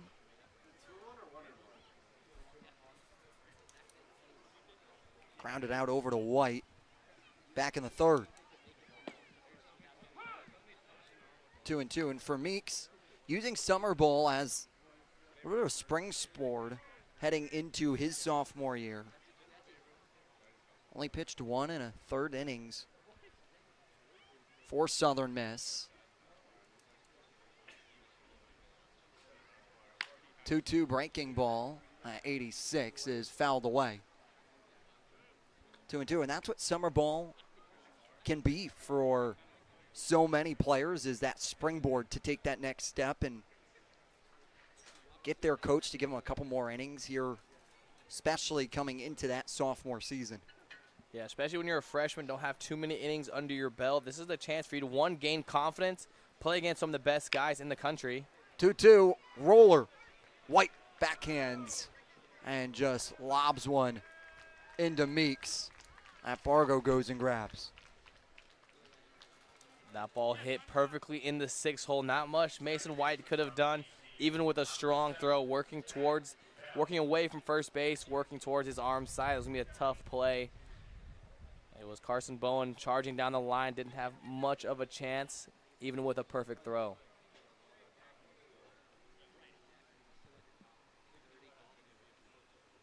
Jack Bell worked himself a walk against Capola in the third. Will now take on Meeks.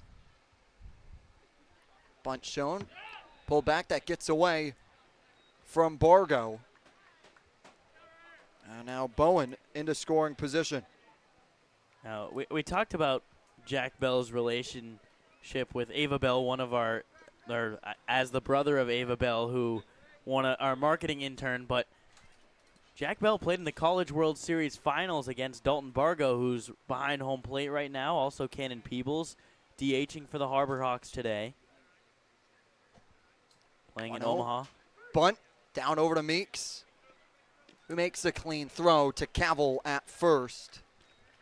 Does the job to move Bowen over to third. Brings up Jimmy Natty. And it looks like Jack Bell was going to be used there as a sack bunt regardless. Showed bunt, even with Bowen on first. The ball gets by the catcher Bargo. Runner moves to second, and Jack Bell still putting up and executed a perfect bunt. To now 90 feet away is Carson Bowen here in a 1-1 game, and we've seen how close these games are. 1 run could be the difference. 0-0 pitch is outside at 96 miles an hour. Think about this. He's just going into his sophomore year, Meeks is, and have to imagine that velo will grow with his arm. Then you dial up an 85-mile-an-hour slider to follow up with it. Makes the pitch arsenal so deadly. Our radar gun on the scoreboard actually a little slow. It was 88 according to TrackMan, which probably the more accurate statistic there. 88-mile-an-hour slider. Just absolutely gross off a 96-mile-an-hour fastball, and there it is again. And again, after only getting an inning and a third this past spring, he's going to be a sophomore this next year, and this is going to be a guy who has a lot of great projectability, have that tight breaking slider and that high velo fastball. And so far, even this game and in the previous appearance we saw him, he's working corners. It's not going to be 95 middle. Works really hard on that outer half. 1-2 is a swing and a miss. 83-mile-an-hour pitch. That strikes out Jimmy Netta. And that is a slider that has so much sharp late break movement, 83 miles per hour on that one. But again, that's outer corner. He's working towards the edge of the outer half. It's not, nothing's gonna be flipped over, leave middle. It's a great pitch from Meeks to get the strikeout. And in a big spot as well. You got the infield in, runner on third base with 1 out, tie game. Need a big strikeout, and he got it. Now you can just try to get the out in whichever way you need to.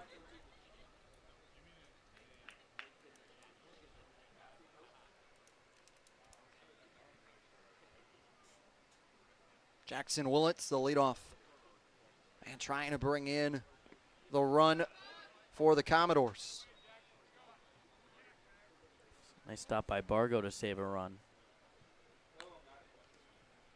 Runner in scoring position. Jack Willits has 6 RBIs on the season. Has a .340 average. He's the guy who's able to find his way on base a lot of the time and able to produce runs.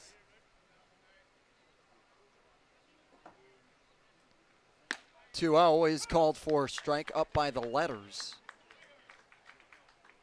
2-1.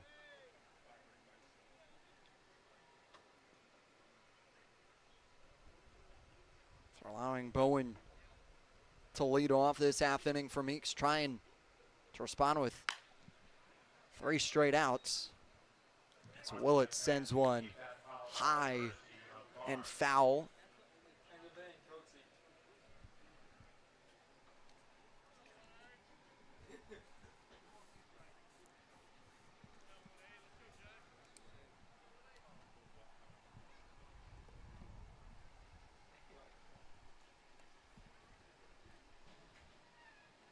Two is in the dirt. Big stops from Dalton Bargo right now. Keep the ball in front of him. Not allow Bowen to come across on the wild pitch. And that's such a tough block.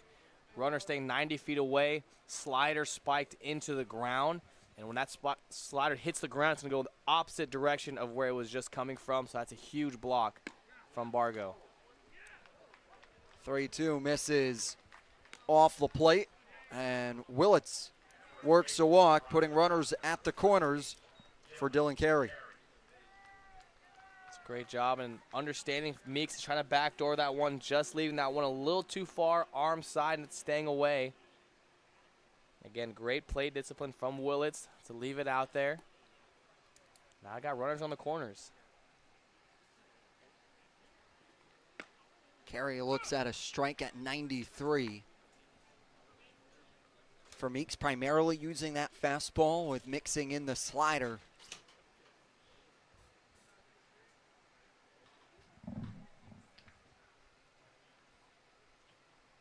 Oh, 1 is tattooed to left field, but Tate is there to make the grab. Drake Meeks is able to work out of the jam. And with it being the middle of the 5th, we say good evening and welcome in Matt Coates to the broadcast. Thanks, fellas. A few games ago, I mentioned how George Athanasiadis had left the team after the Fenway Park tryout on July 1st to go play for the Greek national team in the 2024 Prague Baseball League. Guys, I have a pretty awesome update on that tournament. George and the Greek squad actually won the whole thing. George went 1 for 2 with a walk and an RBI in that championship game. But guys, even more impressive, He led the team in batting average, hitting .636 with a 1,700 OPS. Absolutely phenomenal video game numbers out of Georgie, a fan favorite among the players, coaching staff, and interns here in Hyannis. I mentioned before, George has been here for the better part of 3 summers, so to see him have the chance to go over to the Czech Republic, play for this Greek squad, and do absolutely phenomenal is so great to see for everyone involved. Congratulations to George and the Greek national team on that amazing accomplishment. Thanks so much, Matt Coates. And what can't George do? The man, bullpen catcher here for us and international champion. I mean, he's doing it all. He has been such an important part of this team for years now. Through a coaching change, through getting at bats here and there, getting signed this past season. He has been, a crucial part of the team where, he hasn't gotten many at bats, sure, but everyone on the team loves him. They wouldn't keep him around this long if they didn't, and it is apparent. And you talk about a guy who's been our bullpen catcher, only had 1 at bat this season. For him to go over there at a big stage and produce those kinds of numbers, that is huge from George Athanasiadis, and can't say how happy we are for him, and even a better guy off the field, getting it done in the Czech Republic these past few weeks, and a great guy off the field. Got to hang out with him a couple times, a good amount of times this summer so far, and that's a guy who it's tough not to get behind. Pitch in to Kane Kepley, who leads off the home half of the 5th. A called strike from Stanford, who returns out to the mound. Pitch is in the dirt to Kepley. 1-1, and for George, he's going to put himself in the conversation, maybe finding himself a summer league. Wasn't assigned one to begin the summer, as Kepley gets one and goes foul with it down the third base line. But what he was able to put together over in Prague, going to be impressive. Definitely his Merrimack coaches are going to take note of that. 1-2 inside that Kepley shuffles out of the way for. The back foot slider there, 1-2, tries to get Kane Kepley to swing over it. Kane Kepley going to choke up on the bat here with 2 strikes.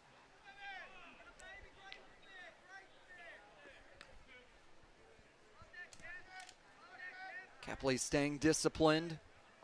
Loads the count full. Hyannis in 3-2 counts, batting .205.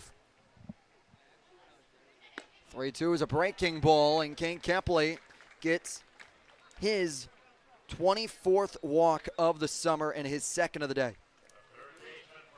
We talked about this guy finding ways on any way he can. 24th walk, which is top 3. And he's not 2 or 3 in walks in the Cape Cod Baseball League. Leads the Cape Cod Baseball League in walks with now 24. Second place is Weingartner with 17. Pitch off the plate to Lodis. 1-0. Feel pretty confident that he will likely be running here in this at-bat or the next one if he gets a chance. 1-0 is upstairs and away, and Bowen out to have the convo with Stanford. And Stanford very quick to the plate on that last pitch, especially when you throw mid-90s. It's going to be tough for Kane Kepley to really time that up, but not only time it up, but Bowen has a very good arm behind home plate, so see if Kepley can find more of a pitcher's count to run on that you may get a breaking ball. Lodis 0 for 2 with a fly out and a strikeout. He swings and misses there. Bowen quickly to get to it to keep Kepley at bay at first. And another way you can avoid just having a straight stolen base attempt, you are in a hitter's count here, 2-1. You could put on a hit and run. You have a guy who's very handsy with the bat in Alex Lodis and a guy who can run with Kane Kepley. Here with no outs, close ball game. It's one of those times where you can't put something like that on, but Alex Lodis can swing the bat well, high batting average, so you might let him swing away. Lodis fists one down to the Bermuda Triangle and into the glove of Carey. What a great play. Carey had his back turned to it the entire way and reaches out to make the grab down the right field line. Very challenging play by Carey.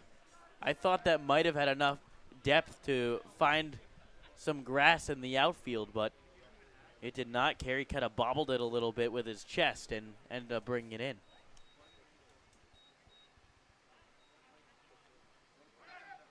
Kepley bluffed a steal on the called strike to Mason White. And Kepley wanted to go, just didn't quite get the jump he would have liked. Talked about how quick Stanford is to the plate.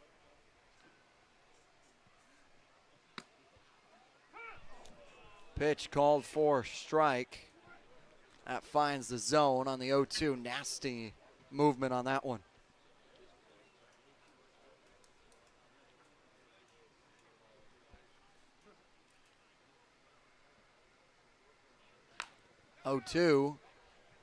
White fouls off, and with Houssard, he swung, takes off his elbow guard. And Mason White's never going to cheat you out of the swing.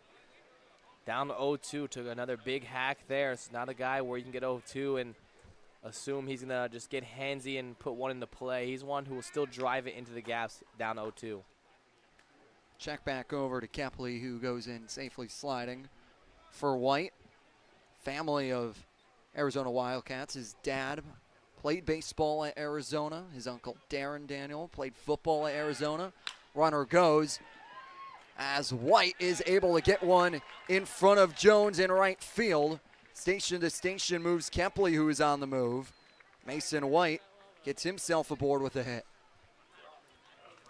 97-mile-per-hour pitch that Mason White just got the end of the barrel to the ball, drove it into right center field. Kepley had to hold up after stealing on the pitch, so not able to go to third as Jason Jones corrals it quickly. And Riley Stanford's going to be a guy who has that quick slide step 95% of the time, but he has that leg lift right there, and that's the one that Kane Kepley was trying to time up. He had that stolen base attempt right there, and it's going to be on that high leg kick. So when he has that high leg kick, that's when Kane Kepley is seeing, and that's what his stolen base attempt was on.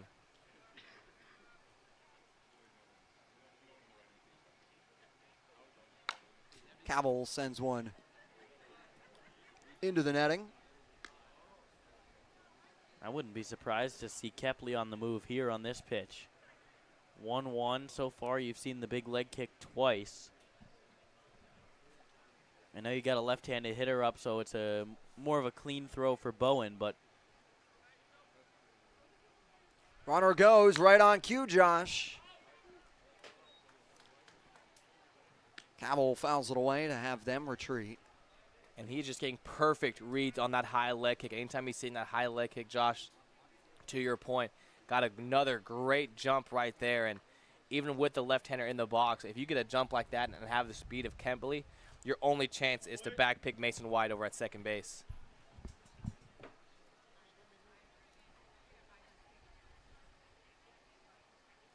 what a jump. Runner goes.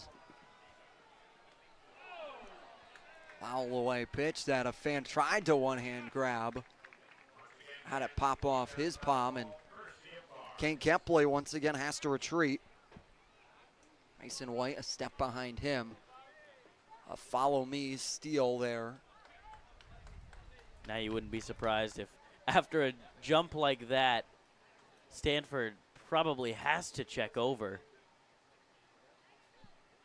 He'll come home here. It's a broken back grounder to Bell in the hole. Carey's able to get to it. Great job by Stanford to come off the mound to cover first.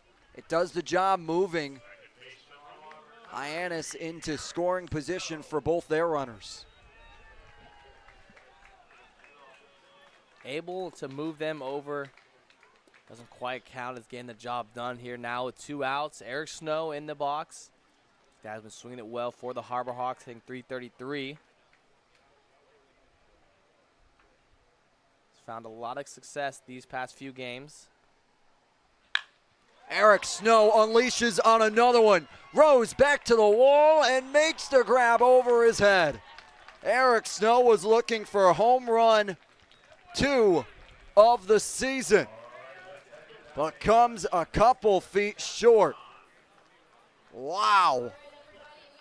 Harbor Hawks leave 2 on as we go into the 6th. It's a 1-1 ball game between Falmouth and Hyannis.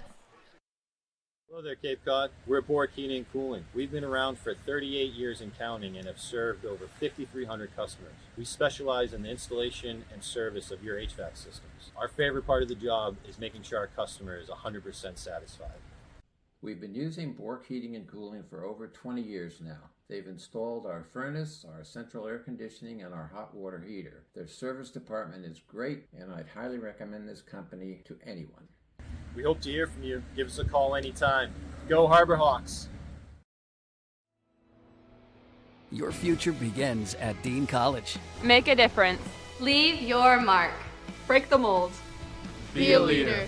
Achieve unimagined heights. Believe in yourself. Make lifelong friends. This is your time. Your place. Your home. Your Dean. It all starts here at Dean College.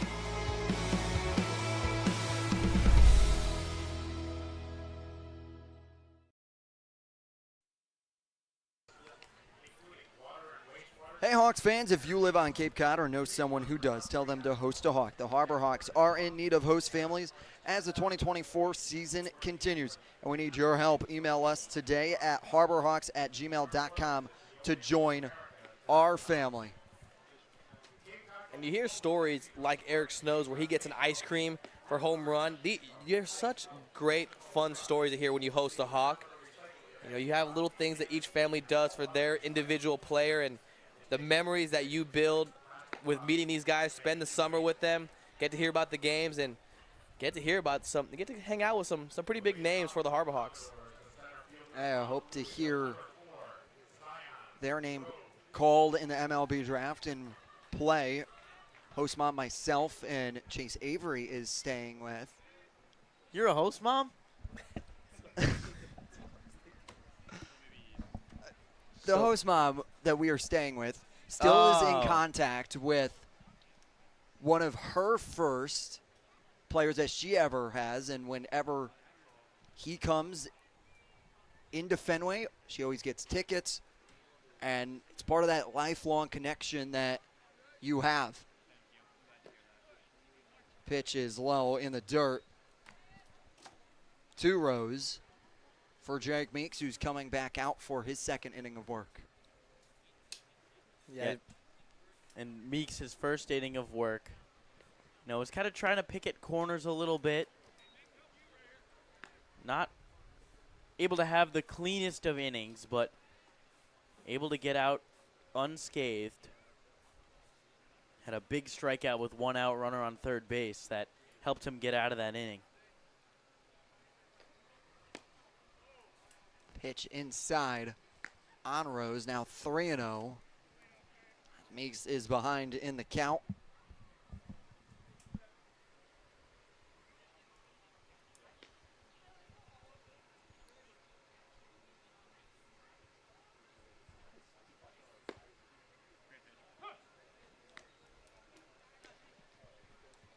Rose looks at a strike from Meeks to get over.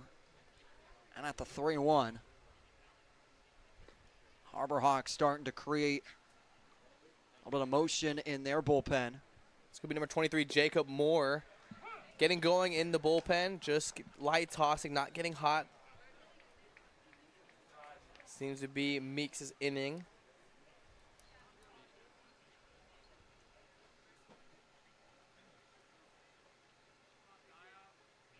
Three-two payoff to come from Meeks is in the dirt.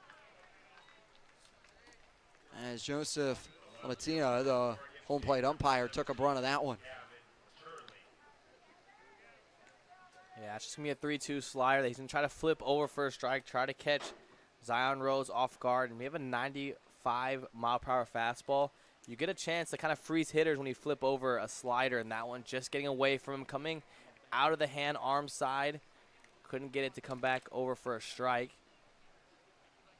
And the leadoff man is on for Falmouth, and so far this game, dead even, both 1 run apiece.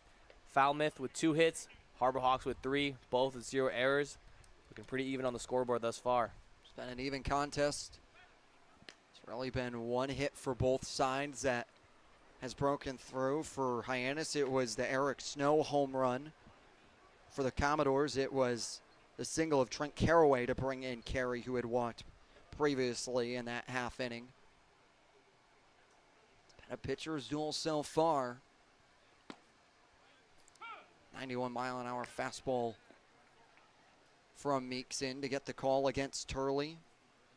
So for 2 with a strikeout swinging and looking. The Oregon State Beaver. And when Meeks misses arm side with that fastball, it almost serves as a cutter. It has some velocity deficit. It's like a 91, 92 miles per hour rather than that 4-seam you just saw there at 95. And it has some right to left movement. And so maybe he's throwing a cutter there, trying to mix it up, and he tries to put it arm side, and now served its purpose, the right-hander Turley.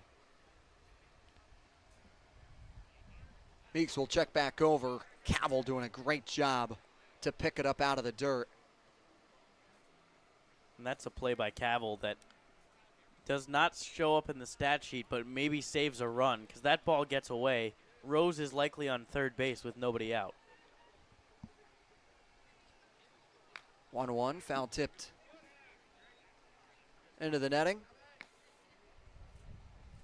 1-2.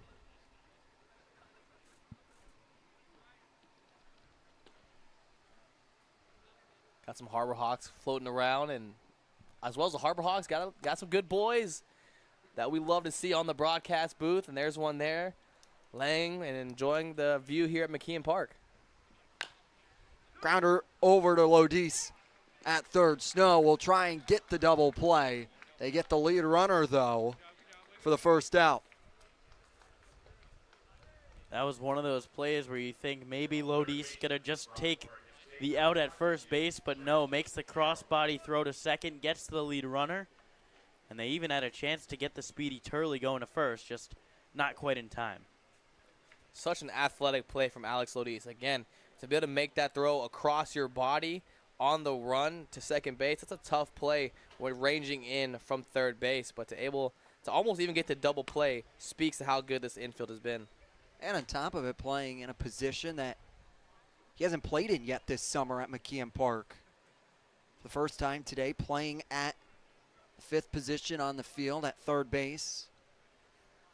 Anthony Silva, who had found a home since Wallace Clark's departure, he steps in relief.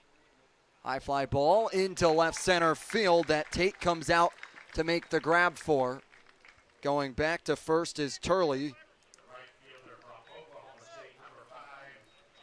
And that was one that hung up in the air and it was right perfect to left center. It was one that you see the communication there. It almost fell through. But Josh Tate calling them off late and able to make the play working towards his glove side. Now Jason Jones to take on Meeks.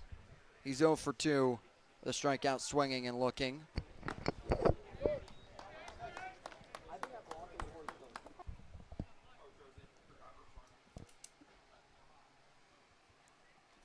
.94 on the gun that time from Meeks. Just blew that by Jones, who almost lost his helmet on the swing.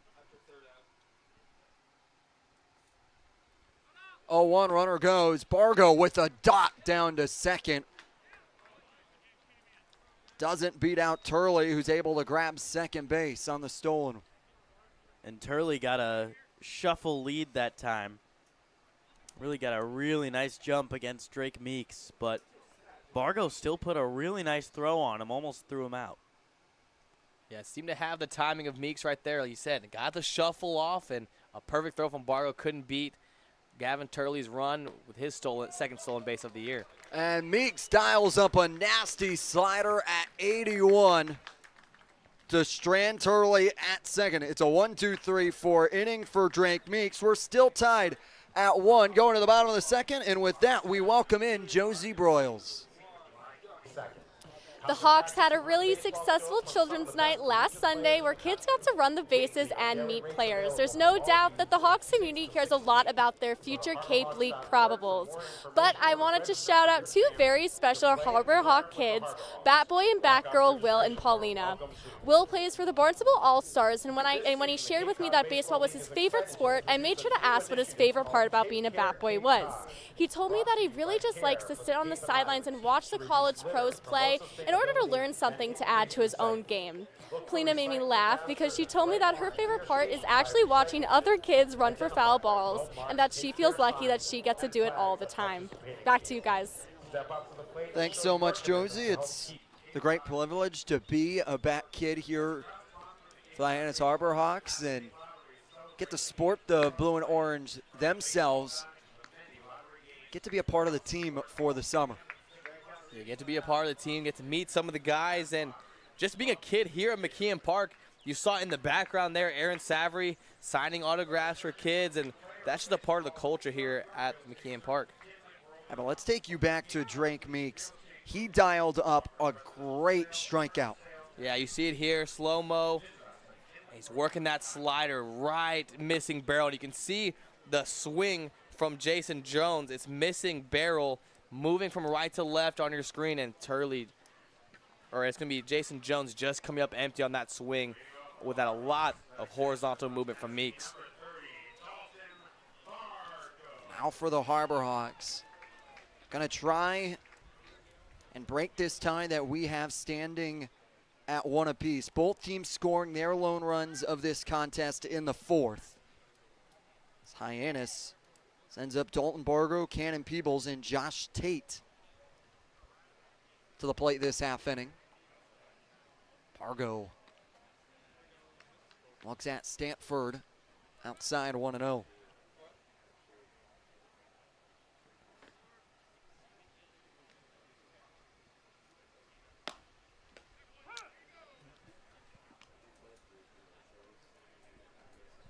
Fastball right in on the corner there, and both bullpens and starting pitching doing a great job for both sides, working corners, and we've only seen a few mistakes, only 5 hits combined on the day for both teams. So both pitching staffs going right after these guys, have shown a few walks, but limiting the damage, only allowing 1 run apiece. Might has been a pitcher's paradise so far for everyone who has taken the bump. Fouled off. Pitch that goes into Falmouth Commodores dugout. Dalton Bargo to extend.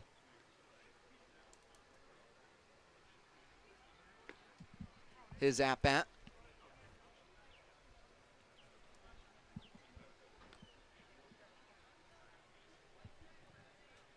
So far, it's Riley Stanford ending a 3rd pitch, 26 pitches for him thus far. And for the Commodores, it's going to be Jaden Newt, who we saw throwing earlier, start to get hot over there in the Falmouth bullpen.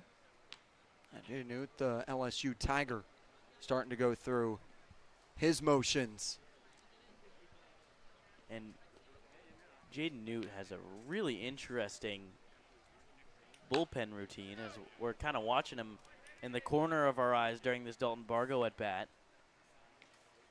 Yeah, doing some drills over there, almost acting like he's a middle infielder, throwing that sidearm throw. And on cue, and he's been getting down there, working that submarine arm path, so he's going to see something here. He's had some pull downs here as well.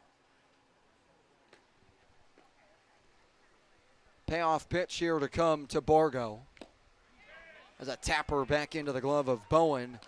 He's able to hold on to for the first out.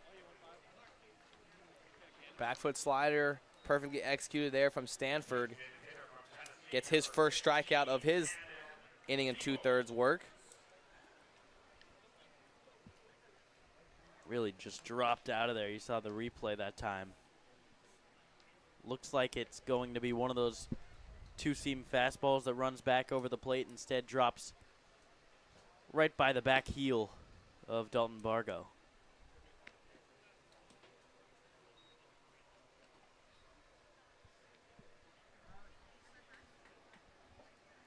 Cannon Peebles, the new addition.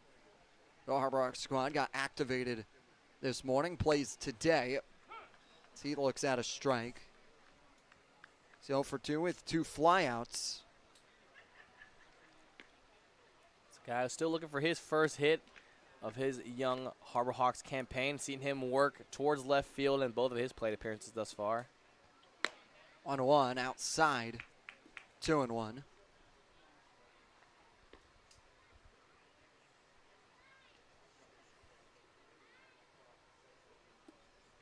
Peebles, a supply chain management major with Tennessee. 2-1 is called for. Strike down the heart of the plate, 2-2.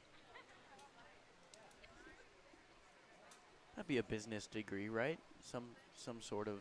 I would have to imagine, right? Supply chain management. Yeah. I haven't heard that as a major before, but makes sense. 2-2 is a called strikeout on Peebles up in the zone for the second strikeout of this half inning, and the second strikeout for Riley Stanford. It's going to be that slider, has a lot of Frisbee-style movement. Late break, just catches Cannon Peebles frozen. That ball's going to start over the right shoulder. Right there, and you can see it backdoored it right here, just coming back in on the outer corner from the left-hander, Cannon Peebles. Now Josh Tate to take on Stanford.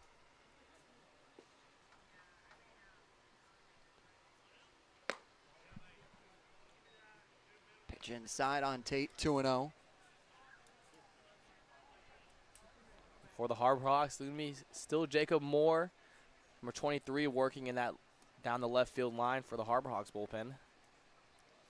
2-0 is a swing and a miss as Tate goes chasing on the 86-mile-an-hour slider. And that just shows how much movement it has. 2-0, you're in a hitter's count. You're going to try to get your A swing off in one pitch, one zone. And that slider starts right where you want it and just breaks off the plate. Feels like Stanford's gotten stronger as the game has gone on as well. This has been easily his best inning thus far.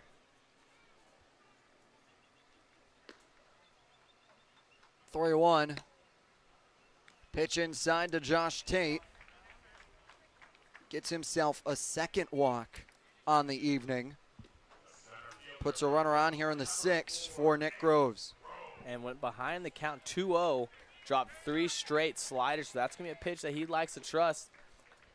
Middle to high 90s fastball, but he has that slider and he trusts it. And he threw it 3 times there, even behind the count. And at this level, when you throw 2 pitches, you're going to have to trust both pitches a whole lot. I know you throw 95 miles an hour, but at this level, that just doesn't cut it if that's your only pitch you could consistently throw for strikes. And that's not the case with Riley Stanford. Working his fastball and a slider so far this evening as Nick Groves grounds one right off of his leg. And with Groves' speed, he could beat it out as he does. The Canadians able to beat it down the first base line and have the Hyannis Harbor Hawks knocking with some 2-out magic. Thankfully, Stanford seems to be all right. They're going to go check on him.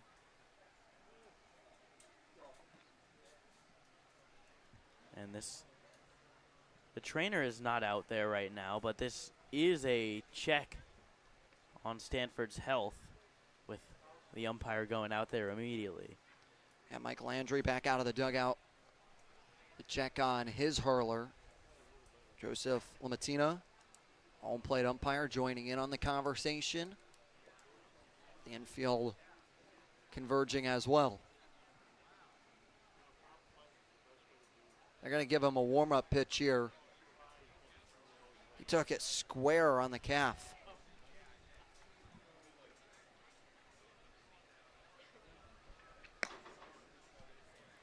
94 dotted on the outside. I think he's all right. That's about the quickest Mike Landry will walk off the mound this season. And after a warm-up pitch, and he's ready to go. Get back out it and try and find this final out.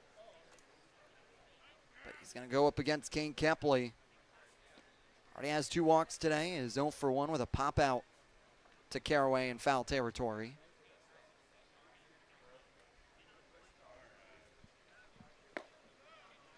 Kepley down to a knee, swinging and missing, 0-1. And to these lefties, he's really attacking with that slider. He's become more slider heavy against these lefties in the second inning of work.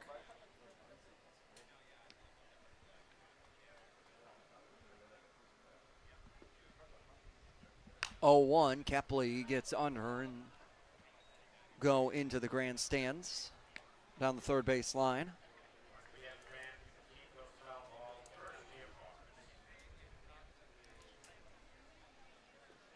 Kepley behind 0-2 here to Stanford.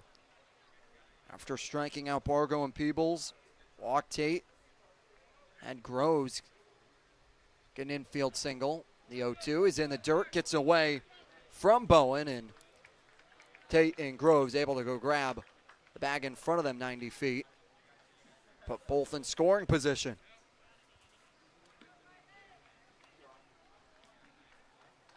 More kids here at McKeon Park waiting to get their autographs signed. They came prepared, have their baseball, have their pen.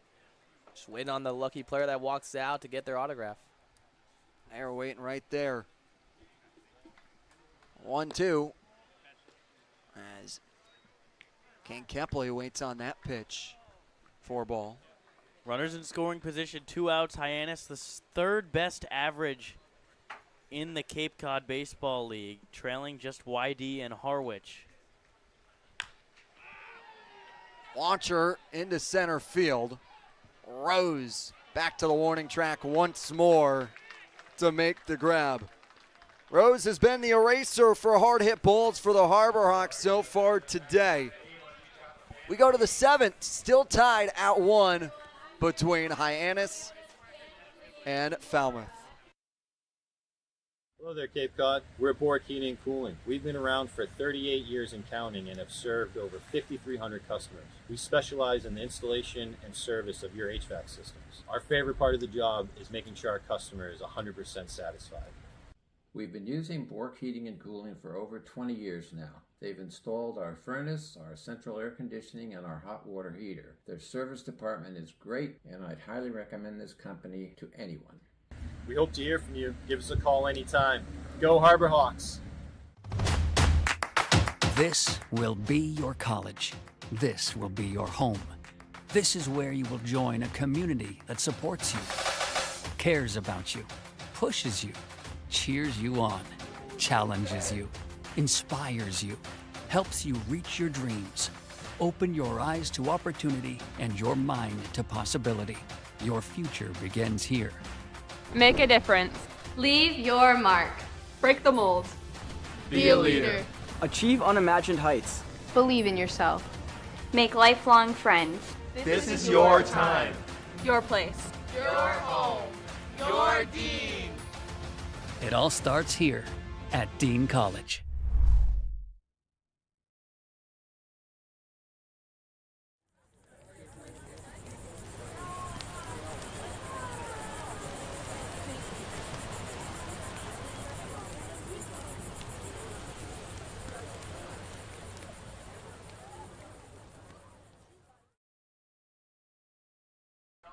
Join the Hyannis Harbor Hawks players and coaches for movie night at McKeon Park on July 15th at 8 p.m. Bring blankets and chairs and take a seat in the McKeon Park outfield to watch a movie under the lights. Meet your favorite Harbor Hawks as you enjoy food and a good time. That's July 15th at 8 p.m. for movie night at McKeon Park. Jacob Moore now makes the jog from the bullpen onto the bump to come in relief of Drake Meeks. And this will be his 5th appearance of the summer. 4 1/3 innings pitched in 4 appearances thus far.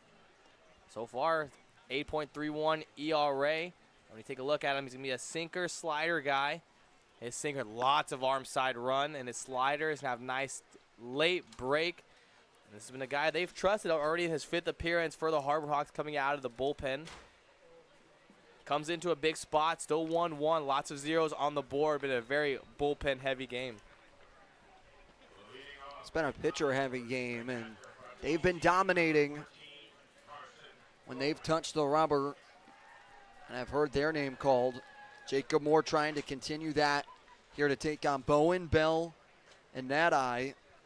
7, 8, 9 hitters. And this is Bowen's 3rd time leading off an inning already in this game.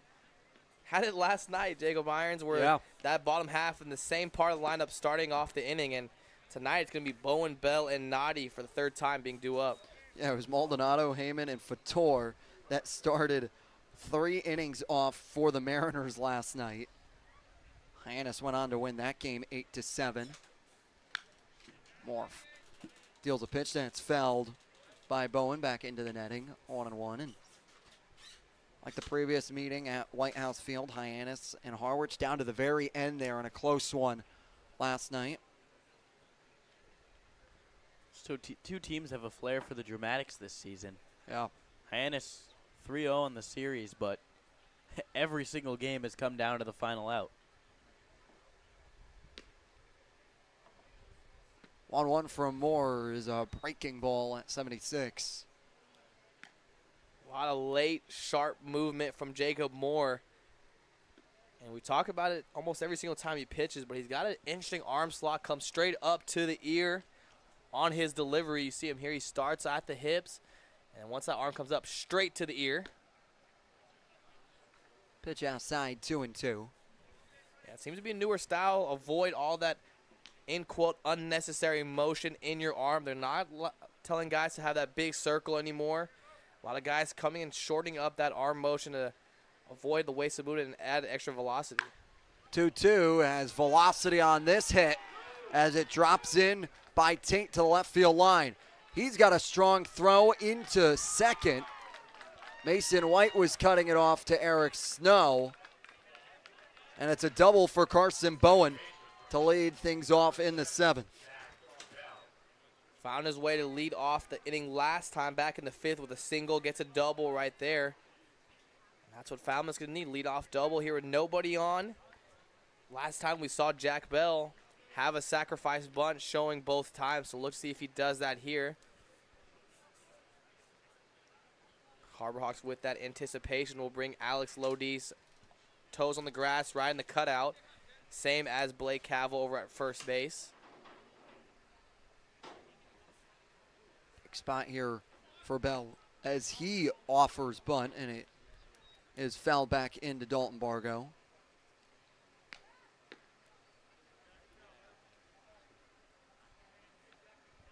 Jack Bell had that sacrifice bunt to move Bowen over back in the 5th. Trying to get him 90 feet from home.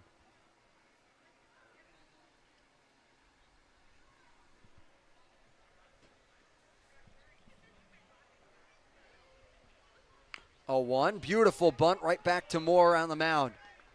He throws over to Cavill for the first out. Moving to third is Bowen on the sacrifice. Nice job by Bell getting the job done for the 2nd time today. Now you've got the go-ahead runner 90 feet away with 1 out. Bottom of the order up now. So far for Jack Bell, still 0 for 0 on the day. Worked a walk in his first appearance, then back-to-back sacrifice bunts. Getting the job done, making the infield come in for the Harbor Hawks. Going to open up a lot of spots in the infield for Jimmy Natty. 0-0 to Natty is low. 1-0. Talk about the importance of this 2-game homestand Hyannis is on. They take on Catuit tomorrow right back here at McCann Park. After a makeup from 2 Sundays ago. 1-0 is called for a strike. A breaking ball at 78. Hyannis stands 1 point back of Catuit coming into today. Falmouth is trying to fight their way to surpass Bourne in the 4-hole of the West Division. 1-1 is outside. 2-1. And every single game is going to matter. You see Falmouth at the bottom of the West currently, but they've been gaining traction. It's still only the middle part of the season. Got plenty of season left, so if the Commodores get hot, that head-to-head matchup could matter for the top of the division. 2-1 is a swing and a miss to even the count at 2 apiece. And with the right-handed batter, Jimmy Natty up at the plate, that's 3 breaking balls that Jacob Moore has shown to him.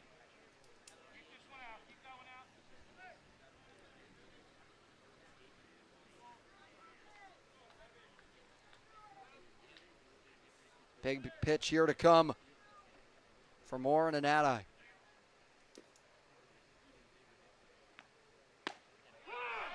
That's a strikeout called up into the zone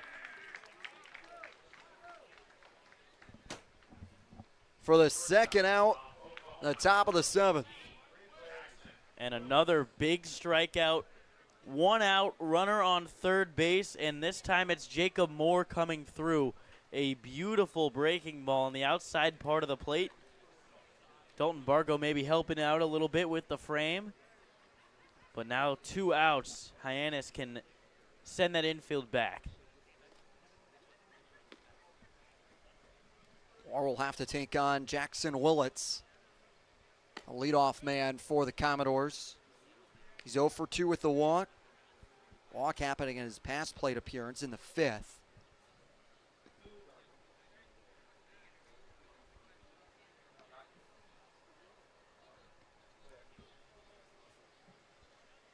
(1-0) outside. 2-0 on the off-speed pitch at 79.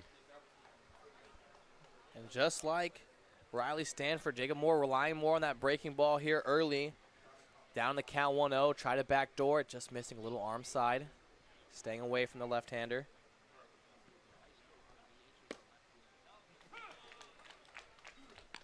(2-0) called for a strike inside. 2-1. Commodores looming with Bowen at third. Moore trying to work out of it and find the third out. 2-1 is swing and a miss. That 80-mile-an-hour breaking ball as Newt continues to get warm in the Falmouth Commodores bullpen. He's been up and throwing for a while. His arm, he's thrown a full game almost in the bullpen already. 2-2 sent into left field. Tate is over to make the grab. And Jacob Moore is able to strand Carson Bowen at third. It's stretch time here at McKeon Park. Hyannis and Falmouth in a pitcher's duel, tied at 1. Hello there, Cape Cod. We're Bork Heating and Cooling. We've been around for 38 years and counting and have served over 5,300 customers. We specialize in the installation and service of your HVAC systems. Our favorite part of the job is making sure our customer is 100% satisfied. We've been using Bork Heating and Cooling for over 20 years now. They've installed our furnace, our central air conditioning, and our hot water heater. Their service department is great, and I'd highly recommend this company to anyone. We hope to hear from you. Give us a call anytime. Go Harbor Hawks! Here at the Mass State Lottery, we're known for our monster wins. But there's no bigger win than the $1 billion we provide each year to support all 351 cities and towns in Massachusetts. In our game, we know that supporting local businesses and helping communities is how we all win. Because at the lottery, we're all playing for the home team. The Mass State Lottery. Welcome to the state of winning. Mike Manor and Matt Coates enjoying themselves in the chicken dance, and that could only mean one thing. It's time to look around the league. There is one final so far. It's Bourne picking up the win, 9-4. Then in the bottom of the 7th, it's the Gatemen leading 5-4 right now with bases loaded and 1 away. The bottom of the 6th, Orleans Firebirds trying to extend the Harwich Mariners' losing streak to 6 as they lead 5-4. And then After 4, it's still scoreless between YD and Chatham. That's your scores around the league. Big games for Hyannis fans. If Cotuit was to lose this game and Hyannis was to win tonight, they would jump ahead of the Kettleers before tomorrow's matchup. Right back here at the Harbor Hawks Baseball Network. You can catch that one at 6 o'clock. Pre-game show starting at 5:50 with myself, Josh Schreiber, and Nico Sharp, bringing you a big day for both sides. And stepping on is Jaden Newt finally after a lengthy warm-up. After a lengthy warm-up, he finally makes his way to the mound here at McKeon Park. Redshirt freshman, LSU, only had 1 inning this past spring. 1 appearance, 27 ERA in a small sample size. Currently has 1 innings pitched for the Commodores this year on 1 appearance. Gave up 2 earned runs. No strikeouts, had 1 walk. This guy who has an 18 ERA but comes in a big moment here. So this is the guy they're going to trust in a high leverage situation in the back half of this game. 0-1 to Lodis. Is swung around and missed. And Newt is able to get himself ahead on the first batter he will see in Lodis.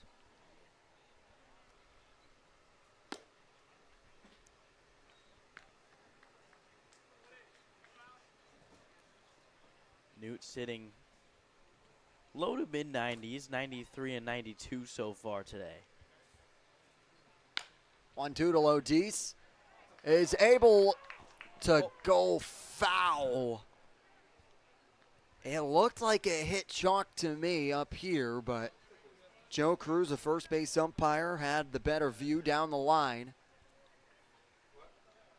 Yeah, I thought I heard chalk there. Thought it stayed fair. But apparently my ears do deceive me. Did not hear chalk there. Must land just foul. We do have loud chalk here. I think you'd hear it a little more than what you may have thought. Yeah, classic joke there in the dugout. You know, you always say it's one of those. It's one of those umpires. You know, umpires get, you know, they get complained at all game long. Gets a chuckle out of them sometimes. Like you yell at them, "I heard chalk." They get mad for a second. They think you're arguing. They're like, "Yeah, that doesn't make sense." So get a little laugh out of them. 2-2 here from Newt to Lodis. Lodis has done a good job. Found himself 0-2. Now works himself into a full count. Harbor Hawks in full counts have walked more than they have struck out. Walked 53 times in comparison to striking out 35. Lodis taps one over to Bell, who goes down to a knee to get the ground out. Lodis just couldn't quite elevate that pitch. You've seen that approach from him so far in this Cape season where, you know, we know from his collegiate season that he can pull the ball well, but trying to use the opposite field, just not able to elevate that pitch over the head of the second baseman.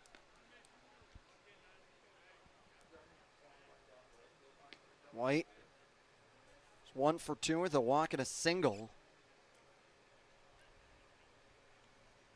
So White gets under one into right field. Jones goes jogging to the warning track and makes the run over to his throwing shoulder side to make the grab. And he hit that one sky high, just getting under. That's where Mason White's going to do damage. A ball down and in, and his bat path follows that pitch perfectly, but he just missed that one, hitting it straight up in the air and still making its way down the line in right field. Now Blake Cavill trying to avoid the Harbor Hawks going 1-2-3 to the Commodores as he looks at a called strike.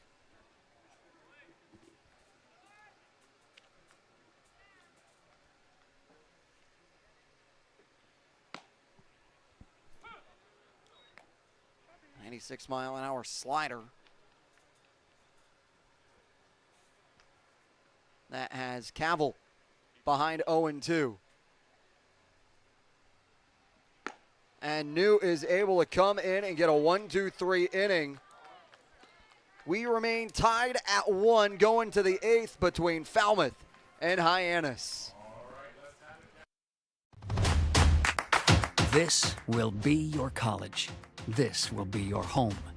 This is where you will join a community that supports you, cares about you, pushes you, cheers you on, challenges you, inspires you, helps you reach your dreams.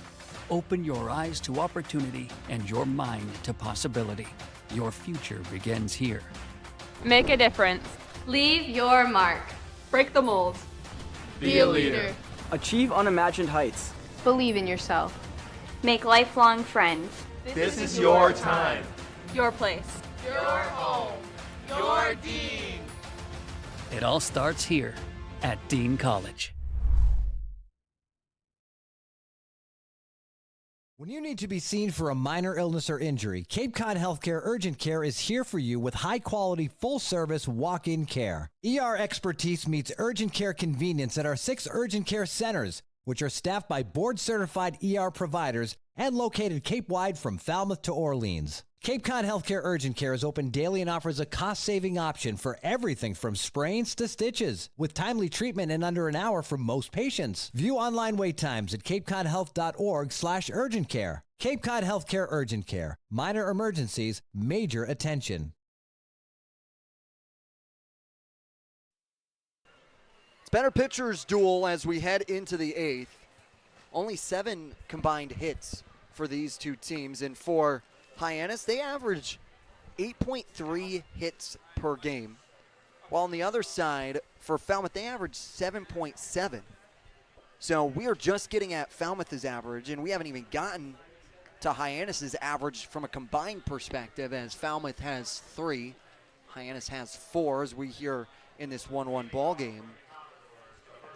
And if you look on the runs per game, Hyannis averaging 6.1 runs per game. On the other side for Falmouth, they're averaging 4.7. So, you look at these two teams well under their average right now in a pitcher's duel that's brewing. It's got to be, you can have those big swings late in this one. It's Carey, Rose, and Turley. Try and get some offense for the Commodores. Carey 0 for 2 with a walk.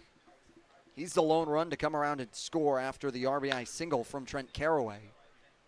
He fouls one into the bushes down by the Harbor Hawks bullpen. 1-1. Tried sending that one down the line. Right on time, just maybe a little early, but got his best swing off, pulled it just foul. And so far, it's been the pitching staffs that have been the ones who are shining the brightest today. Grounder right back to Moore, who will underhand it to Cavill for the first out. It's just been some weak ground balls or towering shots that don't go anywhere for either side today. Look on the Hyannis side, they've had 3 long balls to Rose that backs him up all the way to the warning track. Been caught every time. Zion Rose, the center fielder, who takes a look at a strike. For Rose, 0 for 2 with a walk. Bats for both teams have fallen silent here on the evening so far. 0-1. Big swing and a miss at the 80-mile-an-hour breaking ball. Once again, if you're a fan of pitching, then you must love this game. I mean, these pitching staffs, with their pitch arsenal, have been dominating this game so far. And it's a lot of 2-pitch mix guys, and they're mixing it up perfectly and keeping both sides off balance and missing a lot of barrel. And you have those 2-pitch mix. You've talked about it before, Al.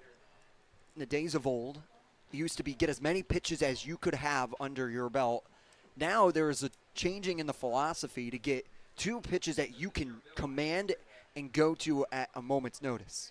Yeah, it's going to be instead of having, and there's that slider right there. Swing and a miss. Zion Rose goes down for the strikeout. Yeah, beautiful slider right there, but a lot of newer style is, yeah, I don't want you to be good at 4. I want you to be great at 2 or 3. And if you can master 3, that is the ideal number there. And for me, when I was in college, I had 5 pitches. But when I was there, they're like, hey, I want you to shrink it down to 3 or 4. They're like, hey, I want you to master. I want you to get rid of. I had a curve on the slider. That, hey, let's find which one you're better at, which one you're more comfortable with, and I want you to master that one. So they're trying to shrink it there, not giving as many different looks, but they want you to master 2, 3, and if you can, 4. Gavin Turley steps in for his 3rd AB of the night. He fouls it away, 0-1. Was it hard to pick your pitch that you were going to drop?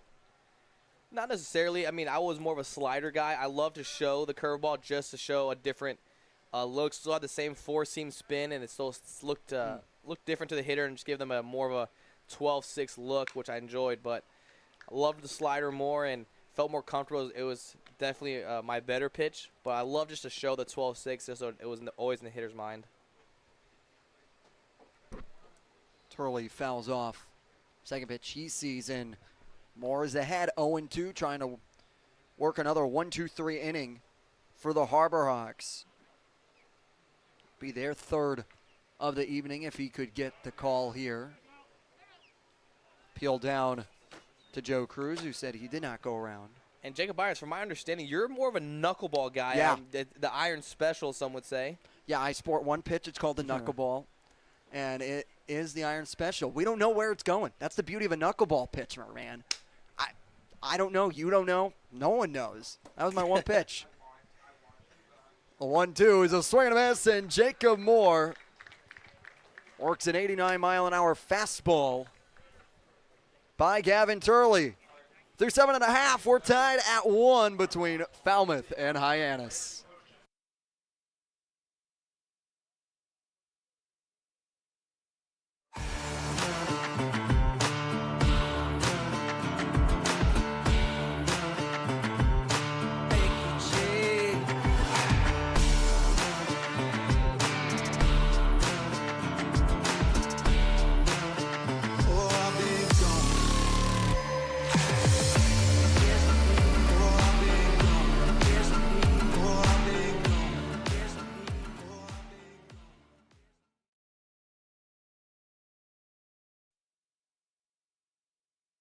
Very special guest, Ava Blash, the Events and Fan Experience Coordinator, but more importantly, the person who runs the Centerville Pie Eating Company contest.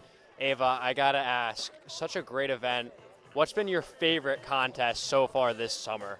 Oh, I gotta say, hands down, 4th of July with Blake Cavell and one of our interns, Quinn Booth, and our scoreboard operator, Robbie, and one of the kids. It was hands down the best contest. They were all over the table. It was great. Of those 4 participants, because that's a lot, usually it's a 1v1 matchup, who was the best and who was the worst performer? I gotta say, Quinn, hands down, was the best. He was all over the table. I've never seen anybody crawl across the table, and Blake said he thought he was eating his own pie, so that was great. The worst? I can't say the kids, can I?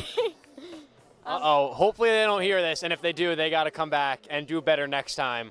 That being said, though, of the players who've done it so far, who's impressed you the most? Oh, gosh. I mean, I think Mr. Aussie, you know, Blake Cavell, he absolutely crushed it first time, and it was on the 4th, not even his holiday, so I think I got to go with him. First time eating pie, really impressive to make it the best performance. Ava, thank you so much for joining us. We're going to send it back to you guys. Thanks so much, Matt Coates. Something I've avoided in my 2 years, not getting in on the pie eating competition. I did it last year. 0-1 to Eric Snow is downstairs, 1-1. How'd you do? I don't remember, to be honest with you. Dang. I don't think I won. Then there's no way you forget if you won. Yeah. Like, you would know. Well, I was against – it wasn't me against a player. It was me against a fan. I think it was a little kid. I definitely didn't have the popular vote, that's for sure. 1-1, grounder through the reach of Carey. And the Harbor Hawks have Eric Snow, their leadoff man, aboard here. Try and create something in the bottom of the 8th. And we've seen the power from Snow down the left field line right there. You see him use his hands, go down the right field line, staying along the first base. diving stretch from Carey, not able to come up with it. But that just shows the versatility of Eric Snow using his hands and go the other way. Brings up Dalton Bargo, who has one of the 5 hits so far today for the Harbor Hawks. Had a big double in response to Eric Snow's homer in the 4th. Trying to move Snow over. Break the tie we have at 1.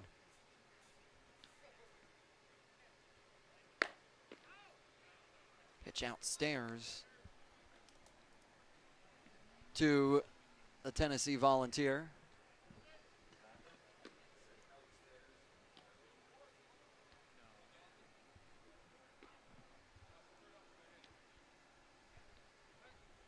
Check back on Snow, who goes in standing.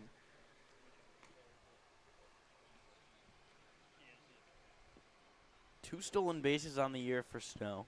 Not the biggest threat to run, but certainly can. Pitch outside to Bargo, 2-0, 90-mile-an-hour fastball.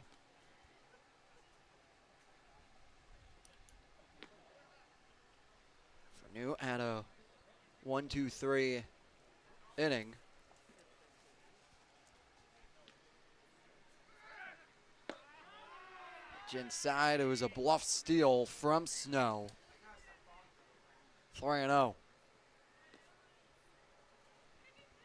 Bargo able to work a 3-0 count here. Wouldn't be surprised if he had the red light here. Been swinging it well, has had a couple nice competitive swings, but gonna make Newt pitch his way out of this one. And it's a walk for Dalton Bargo. Now the first 2 batters of this half inning are aboard for Hyannis to bring up Cannon Peebles. Now would be a pretty nice time to get your first hit as a Harbor Hawk. Cannon Peebles with an opportunity. He's going to go talk to skipper Mitch Carricker, see if they've got the bunt on. We know how Mitch Carricker likes to play small ball when he needs to. And with this offensive meeting, the defense will meet as well. Now Mike Landry will join in on the conversation. The pitching coach for the Falmouth Commodores. Took a while for him to get out there. Had almost a full mound visit before he started his walk out there, just trying to give his bullpen some time. And also maybe just talking about bunt coverages. There's a couple different bunt coverage you have, and there's some special wheel plays that you can run where both in corners crash, and you can have the shortstop peel over, try to get the lead runner. And here in the bottom of the 8th, that run matters so much, especially if that run scores, then you're only 3 outs away from a loss. So look for them to pull one of their more important bunt coverages to maybe try to get the runner on third base if Peebles were to bunt. Hyannis working this with no outs here. Big Western Division showdown between Falmouth and Hyannis alongside Nico Sharp, Josh Schreiber. I'm Jacob Irons. Josie Broyles and Matt Coates are down by the dugouts for us this evening. Finally, the meeting is broken up. Cannon Peebles have a big opportunity here for Hyannis to try and get on the board, get the leading run. Now, this is where you watch for an inside move, a pickoff attempt to second base, see if, well, what Falmouth would be doing is seeing if Ken Peebles shows bunt, because then you could be a little bit more aggressive in your bunt defense if you know it's coming. And they'll check back on Snow. And Josh Schreiber coming off the IL. 3 for 3 today on his calls. Yeah, just got activated this morning. This morning, it was noon. It was no, not even noon. It was like 3. It was 3 o'clock we found out he was coming in today. And the way we found out he was on his way was him showing up to the field. Bunt drop down the third base line. Beautiful bunt down by Peebles. And now Snow is over to third along with Bargo to second. Such a perfect bunt down the third base line, and it took a pretty solid, extraordinary play from Carson Bowen moving towards down the third base line to even get Cannon Peebles at first base, keeping from the bases being loaded, but gets the big out over at first base. But 2 ducks on the pond for the Harbor Hawks. Now for Josh Tate, the infield is brought in to play on the lip of the infield grass. Josh Tate looks at a strike, high by the lettering.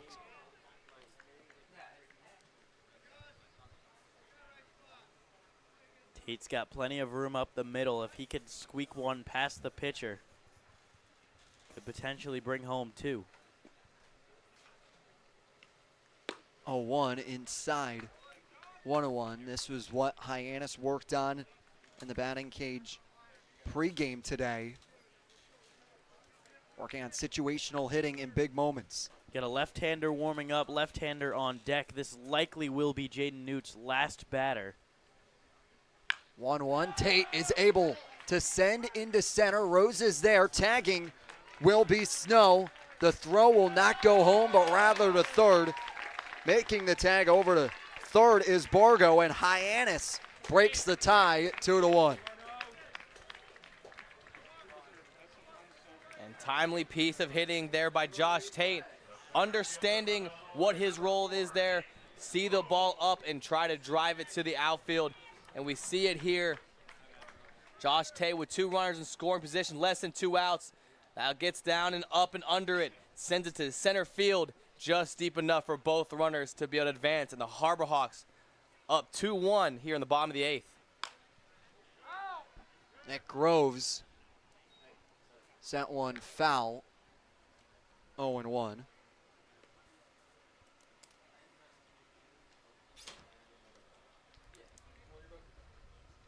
For Nick Groves, 1 for 2 day with a hit by pitch.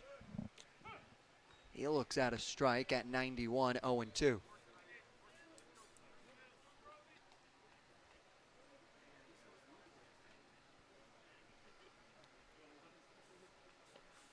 Newt deals the 0-2. That Groves fouls down by the Commodores' dugout to extend his AB.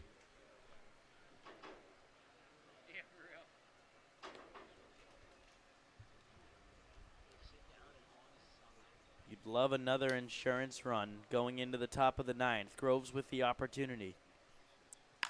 Nick Groves able to fist one into shallow center, and there's your assurance run. Borgo comes in to score, and Nick Groves provides a huge RBI for Hyannis. Just a little half swing. Put the barrel to the ball. Groves finds grass in left center field, and it's a 3-1 Harbor Hawk lead.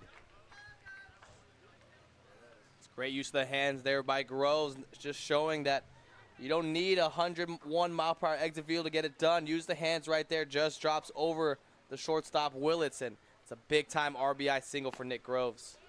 Almost like he placed it there on purpose. Kind of just a nice little poke. Groves has done that so much this year too. Yeah, putting it right over the shortstop's head. We talked about it earlier, going the opposite field, working hands and working towards over the shortstop's head as a lefty. It's great use of the hands. And I think he did put it there on purpose, and sure enough, worked out. Worked out indeed. Kane Kepley trying to grab another one. Groves goes in motion. Throw down will be in plenty of time. It's a 16th caught stealing for the Commodores defensively. Hyannis has their 2 assurance runs. They lead 3-1, bringing up a big top of the 9th to try and close it out. This will be your college. This will be your home. This is where you will join a community that supports you, cares about you, pushes you, cheers you on, challenges you, inspires you, helps you reach your dreams. Open your eyes to opportunity and your mind to possibility. Your future begins here. Make a difference. Leave your mark. Break the mold. Be a leader. Achieve unimagined heights. Believe in yourself. Make lifelong friends. This is your time. Your place. Your home. Your dean. It all starts here at Dean College. Hey Cape Cod, we're Bork Heating and Cooling. We've serviced over 5,300 customers on and around Cape Cod for almost 40 years. We install and service your heating and cooling system, and our number one goal is to ensure we do the best job we possibly can to make our customers happy. You have the triple cheerleading squad for Bork sitting here. They repaired our heating system, took care of our air conditioning system, and they set something up with the remote system that they installed for us as well. Yay, yay, yay for Bork. We love them. Give us a call when you're in need of HVAC services. Hope you enjoy the game. Jacob Moore out to try and close down this game as the Harbor Hawks lead 3-1 after 2 runs were able to scrape across. In the bottom of the 8th, it's Moore trying to close it out. Get the Harbor Hawks a win. As we can set up for a big week of Harbor Hawks baseball. It's Katuitt coming into town tomorrow. Then on Friday they go over to Bourne, and then they're at Orleans, back here to take on YD and Brewster on Tuesday with the Monday off day in there as well. Jacob Moore coming in for his 3rd inning of work, but they will have an emergency arm going in the bullpen. It'll be number 17, Cade Brown, up and moving in case of an emergency here late in the game. Trent Caraway looks at a called strike. 0-1, foul tipped back into the glove of Bargo as Moore's ahead, 0-2. Jacob Moore has been another bullpen arm, being incredibly efficient for the Harbor Hawks. 2 innings pitched, here with 2 strikes, only 30 pitches thrown. Still has a fresh arm out there. 0-2 leg kick, and that one with a lot of power down on top of the wall. Going into second will be Caraway.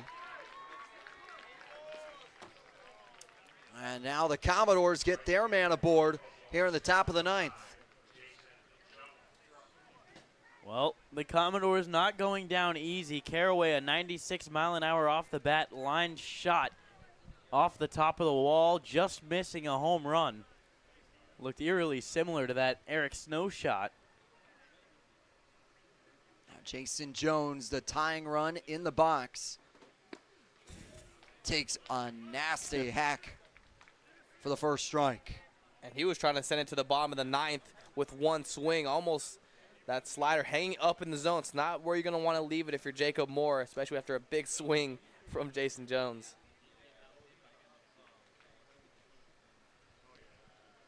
0-1 to Moore is outside on the 88-mile-an-hour pitch. 1-1. Jones 0 for 3 today with 2 strikeouts swinging, 1 looking.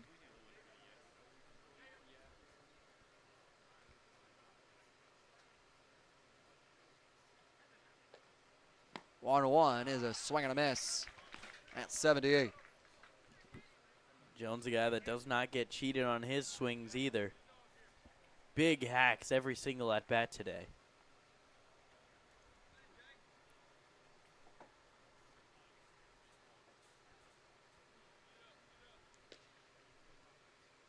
One-two, swing and a miss. Jacob Moore is able to get the first out of the half inning. Gets his 4th strikeout in 2 1/3 innings pitch, and that is just a nasty slider from Jacob Moore. Again, going to be a 2-pitch mix guy. And you're going to see it here. Been a sinker a lot of this at-bat, and then breaks off this slider low and away. Sends Jason Jones swinging. Carson Bowen. He's got 2 hits to his name. Takes on Moore. He lines one over the reaching White at shortstop. Tate was quickly there. Caraway moves over to third, and Bowen is aboard with his 3rd hit of the evening. Such a tough play, and we saw Alex Lodis make that kind of play last night. And for the Commodores, it'll be Isaiah Barquette, the sophomore, going to Stetson, just transferred from NC State, going to pinch run over at first base. Now Mitch Carricker is out of the dugout to talk to Moore, with infield already meeting. And Isaiah Barquette has 16 stolen bags, and they're going to make the pitching change. They will make the pitching change as Hyannis trying to hold on to a 2-run lead here in the top of the 9th. We'll tell you about the new arm when we come back. Here at the Mass State Lottery, we're known for our monster wins. But there's no bigger win than the $1 billion we provide each year to support all 351 cities and towns in Massachusetts. In our game, we know that supporting local businesses and helping communities is how we all win. Because at the lottery, we're all playing for the home team. The Mass State Lottery. Welcome to the state of winning.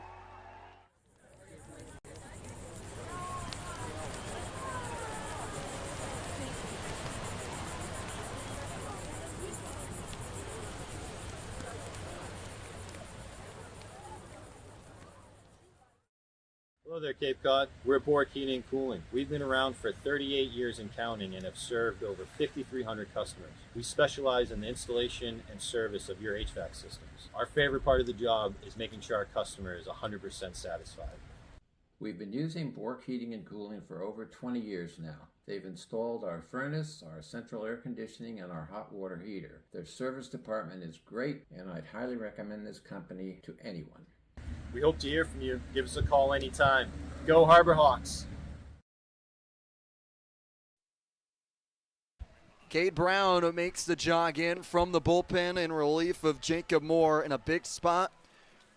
With the Commodores breathing with one down their neck at third and another at first. Cade Brown comes in for his first save attempt. Has come in late in the ballgame for the Harbor Hawks, but this will be his first save opportunity. The redshirt freshman out of California plays for Sacramento State. The Hornets, 6'6", fastball, slider, splitter. Drop that splitter late in the game, and he's done very well so far. 4 appearances, 5 innings pitched, ERA of 8.44. And here's something that's going to be big, especially late in the game. 12 strikeouts, just 1 walk. And a guy who's not going to give too many free bases up for the Harbor Hawks. Comes in a big spot here for Hyannis, coming off their win against Harwich yesterday, trying to put 2 together here on this sunny night in the Middle Cape. And for Brown, what does he really need to do to make sure he gives Hyannis a chance? So 2 things are going to have to happen, especially you have a speedy runner for Falmouth now on first base. It's going to be Isaiah Barquette. Only 1 stolen bag for the summer, but this past spring had 16.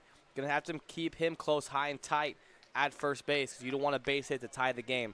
Keep him close to first base and keep the ball down. You have Jack Bell, former Texas A&M Aggie, now making his way to TCU Horned Frogs. Going to move north into Texas. Starting College Station, now moving to the great city of Fort Worth, Texas. First pitch to Bell is sent through the gap on the right side of the infield. Kepley is there making the throw in. And now the Commodores are within 1 with another at third. Caraway came around to score, and Barquette, with the pinch runner, steps in all the way over to third. And he didn't waste. Luke Gaffney will be the pinch hitter here out of Purdue, trying to bring in the tying run that stands at third. And Jack Bell wasted no time. The first pitch he saw, he sends that one to pull side in between Cavill and Snow. And Luke Gaffney has had himself a pretty solid summer so far here. Hitting .306. This is a guy they're going to want up, but Middle infield going to play in double play depth. Alex Solis at third base, playing even with the bag.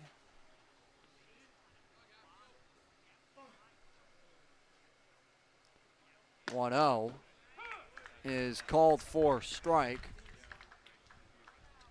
Not a ton of opportunity for Jack Bell this season, but, or I should say his collegiate season, did have 3 steals despite only getting into 19 games. So he is certainly a threat over there at first base.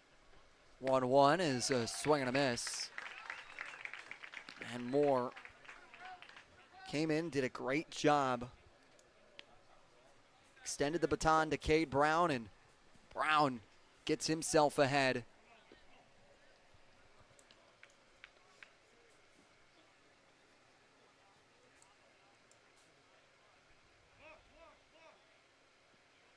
One, two, Tapper over to Lodis. He'll go to home and goes in sliding safely. It's a tie ball game at 3 apiece. And manager Mitch Carricker is livid right now. As he is livid, and he's going to call in Joe Cruz, Joe Giazio, and Joseph Lamatina.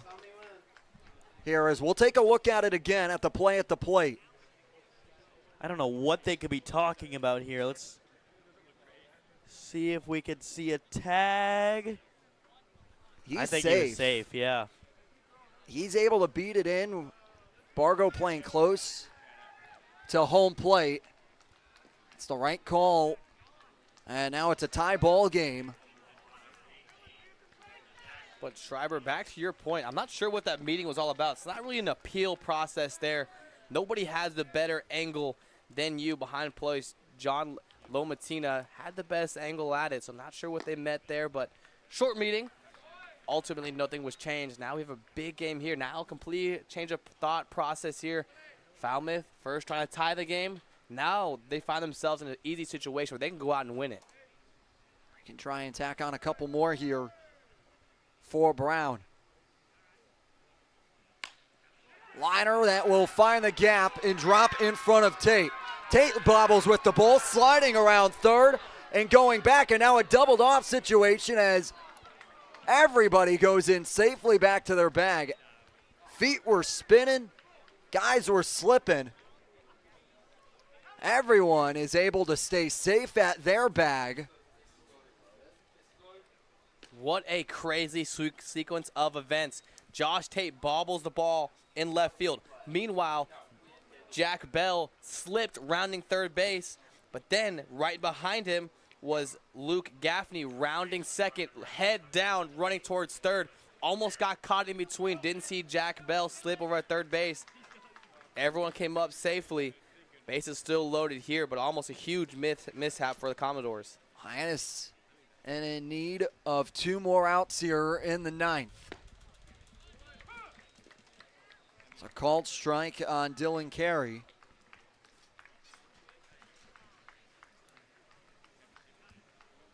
Hyannis will bring in Lodis and Cavill to the infield grass with White and Snow playing at double play depth. 0-1 is check swing that got away from Bargo for a quick sec. He's able to keep it in front of him.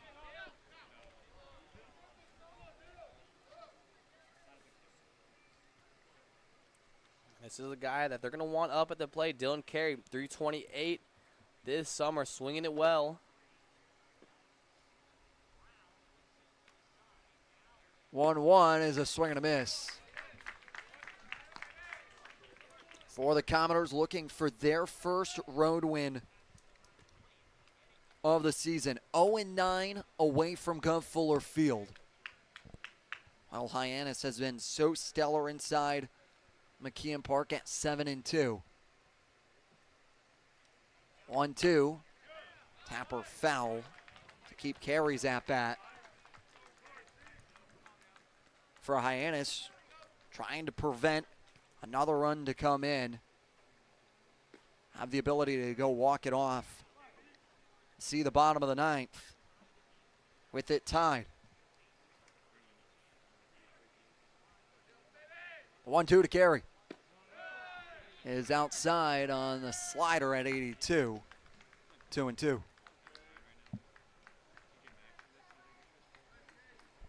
Falmouth putting together really nice at-bats right now. It seems like they're laying off everything out of the zone, and in the zone, they're putting it in play for a base hit. 2-2 is sent into foul territory. Blake Cavill all the way to the gravel and makes the grab, and a beautiful dot home to prevent Bell from scoring. Blake Cavill all the way into the gravel, makes the grab. It's also a great heads-up play from Cavill. Understanding the situation, makes the play over the shoulder. And just as quickly, he's going to flip his hips, make the turn, and throw a dot to the catcher, Bargo, to make sure Jack Bell stays home at third base. Now Zion Rose. Look at a breaking ball. Rose today, 0 for 3 with a walk in the 6th. Hyannis trying to find that one final out. Have the opportunity to walk it off in the bottom of the 9th.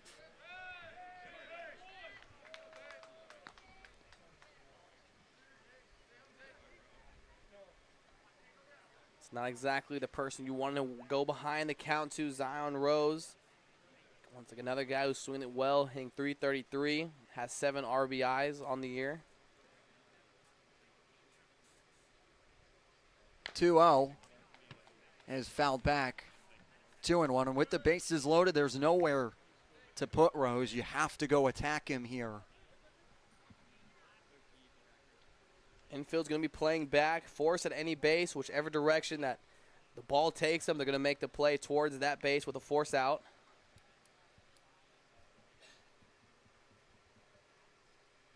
2-1. Liner back to second base, and Snow steps on the bag. Falmouth gets 2 in the 9th. We're going to the bottom of the 9th. Hyannis looking to walk it off when we return. Hey Cape Cod, we're Bork Heating and Cooling. We've serviced over 5,300 customers on and around Cape Cod for almost 40 years. We install and service your heating and cooling system, and our #1 goal is to ensure we do the best job we possibly can to make our customers happy. You have the triple cheerleading squad for Bork sitting here. They repaired our heating system, took care of our air conditioning system, and they set something up with the remote system that they installed for us as well. Yay, yay, yay for Bork. We love them. Give us a call when you're in need of HVAC services. Hope you enjoy the game. Here at the Mass State Lottery, we're known for our monster wins.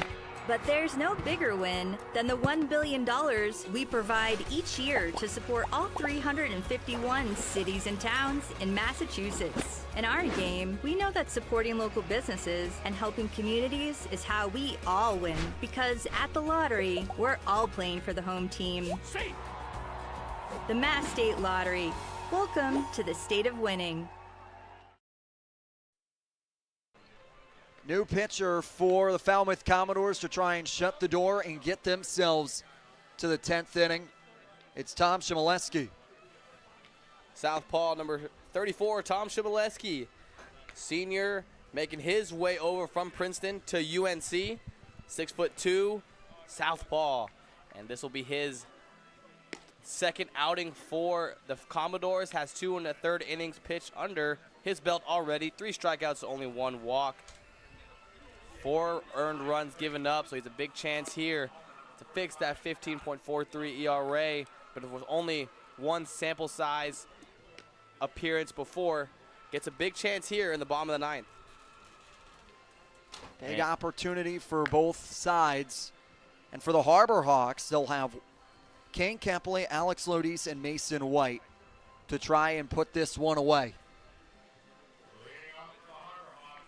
Harbor Hawks still looking for their first walk-off win of the season. You know, compared to last year, felt like they were walking it off every other night here. Not really the case yet this season, but only halfway through. And now John Schiffner, the bench coach of the Falmouth Commodores, is out talking to Joseph Lamatina. Have to imagine this is about defensive changes. Behind home plate now for the Commodores will be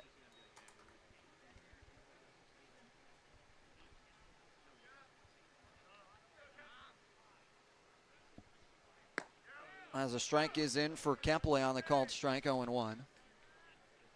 And 2 of the 3 people due up in this lineup for the Harbor Hawks are going to be lefties.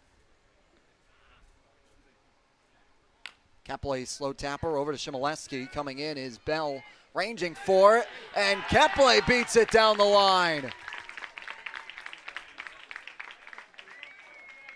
Just a little bit of a bobble from Jack Bell. Took him a second to get it out of that glove, and that's all Kepley needed. He was quick down the line, and now you've got a dangerous base runner on first base as well, and gonna see another look. Opens up the possibilities for Hyannis to try and scratch one across. Scott Mudler, the new catcher for Falmouth. And you see, and it's a gapper that is over the reach of the diving Bell. Kepley turns around second. He goes in sliding to third. Ball tricks away. It's into the dugout. And moving all the way over to second is Lodice. And now 2 in scoring position for Hyannis with their walk-off winner 90 feet away. Heads up base running by Kane Kepley. That was a dangerous play by him to go as far as he did off the first base bag. Confident that Bell was not going to be able to catch that pop-up. He guessed right, and then even went to third base because of that guess. And Lodice moves to second to keep him. And they're going to intentionally walk Mason White here to load the bases loaded for Blake Cavill. And Blake Cavill will sit in the dugout. They'll bring in Michael Detallo here for the pinch hit.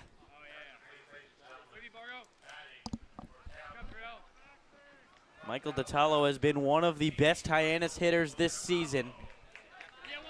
The right-hander. Michael Detallo over the last 10 batting .297. And now Mike Landry, the pitching coach of the Commodores, is out to have a conversation with his defense and pitcher. Yeah, they are going to go to the bullpen with the right-hander coming up in Detallo. We'll step aside as the new arm gets warm with the Harbor Hawks looming with bases loaded and the walk-off winner 90 feet away. Hey Cape Cod, we're Bork Heating and Cooling. We've serviced over 5,300 customers on and around Cape Cod for almost 40 years. We install and service your heating and cooling system, and our #1 goal is to ensure we do the best job we possibly can to make our customers happy. You have the triple cheerleading squad for Bork sitting here. They repaired our heating system, took care of our air conditioning system, and they set something up with the remote system that they installed for us as well. Yay, yay, yay for Bork. We love them. Give us a call when you're in need of HVAC services. Hope you enjoy the game.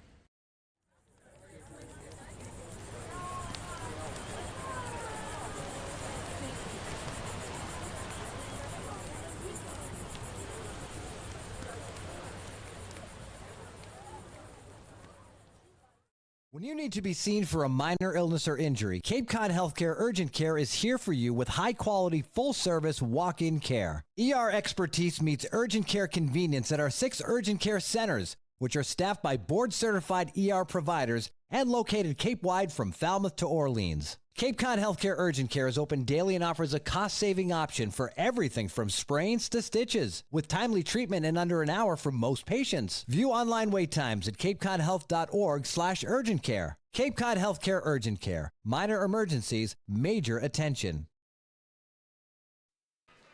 Mike Landy and Jeff Trundy make the call to Nick Gravel, the Keystone College arm. Right-hander making his first Falmouth Commodore debut today from a man out of New York. 24 innings pitched this past spring for Keystone College. And second pitcher out of the D3 Keystone College, we saw Sean Brennan have himself an evening, going 3 2/3, only allowing 1 run to come across against this tough Harbor Hawks lineup. But it's going to be Nick Gravel, a fellow Keystone College member, who comes in a tough spot. Yeah, big spot. Bases loaded. Hyannis in need of just 1 run. No outs have been recorded here in the bottom of the 9th. Kepley, the fastest guy for Hyannis, stands at third with Lodis and White looming at second and first respectively. Michael Detallo has been brought in to pinch hit for Blake Cavill. Michael Detallo hitting .292 this season, hitting .333 off right-handed pitchers. 2 men in scoring position, only one that matters, 90 feet away. Has 14 RBIs on the summer. Infield will play in. First pitch to Detallo is called for strike. 0-1. Now Kepley, certainly the fastest Harbor Hawk, but anything on the ground, Falmouth does not have to tag him, as it is a force everywhere. 0-1 is fouled. And he's behind 0-2. So difficult to come into a game as a pinch hitter, especially this late, over 3 hours in.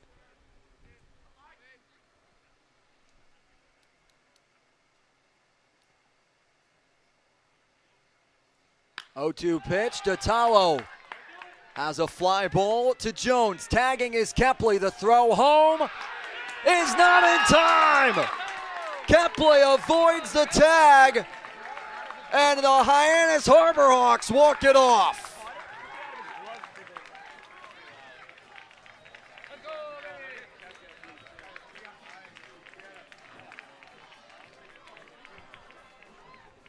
Michael Detallo gets the job done off the bench.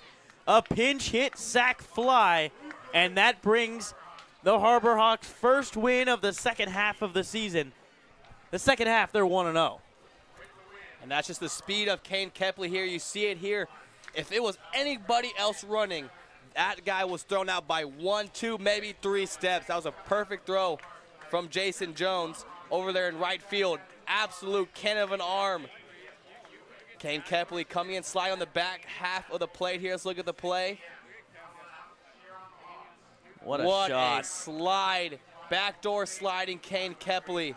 Just beating the tag and getting the walk-off. Harbor Hawks find a way to get the victory 4-3.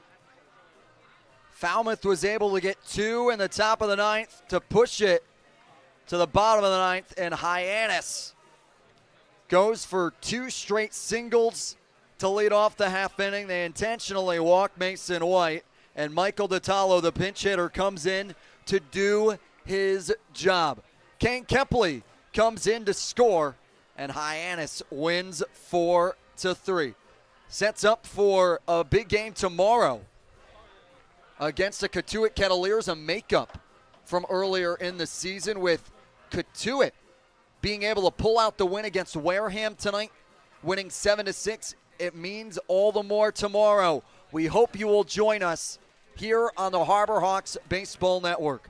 For Nico Shop, Josh Schreiber, our outstanding sideline reporters, and Josie Broyles and Matt Coates. Our amazing production staff of Dan Bottolino, Chase Avery, and Charlie Adams. I'm merely Jacob Irons saying so long from McKeon Park. We'll talk to you tomorrow.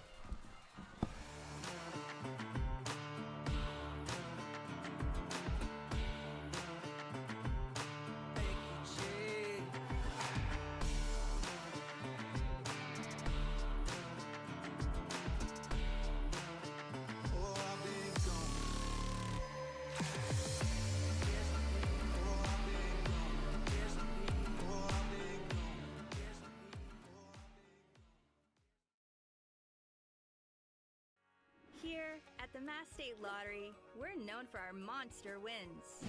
But there's no bigger win than the $1 billion we provide each year to support all 351 cities and towns in Massachusetts. In our game, we know that supporting local businesses and helping communities is how we all win. Because at the lottery, we're all playing for the home team. The Mass State Lottery. Welcome to the state of winning.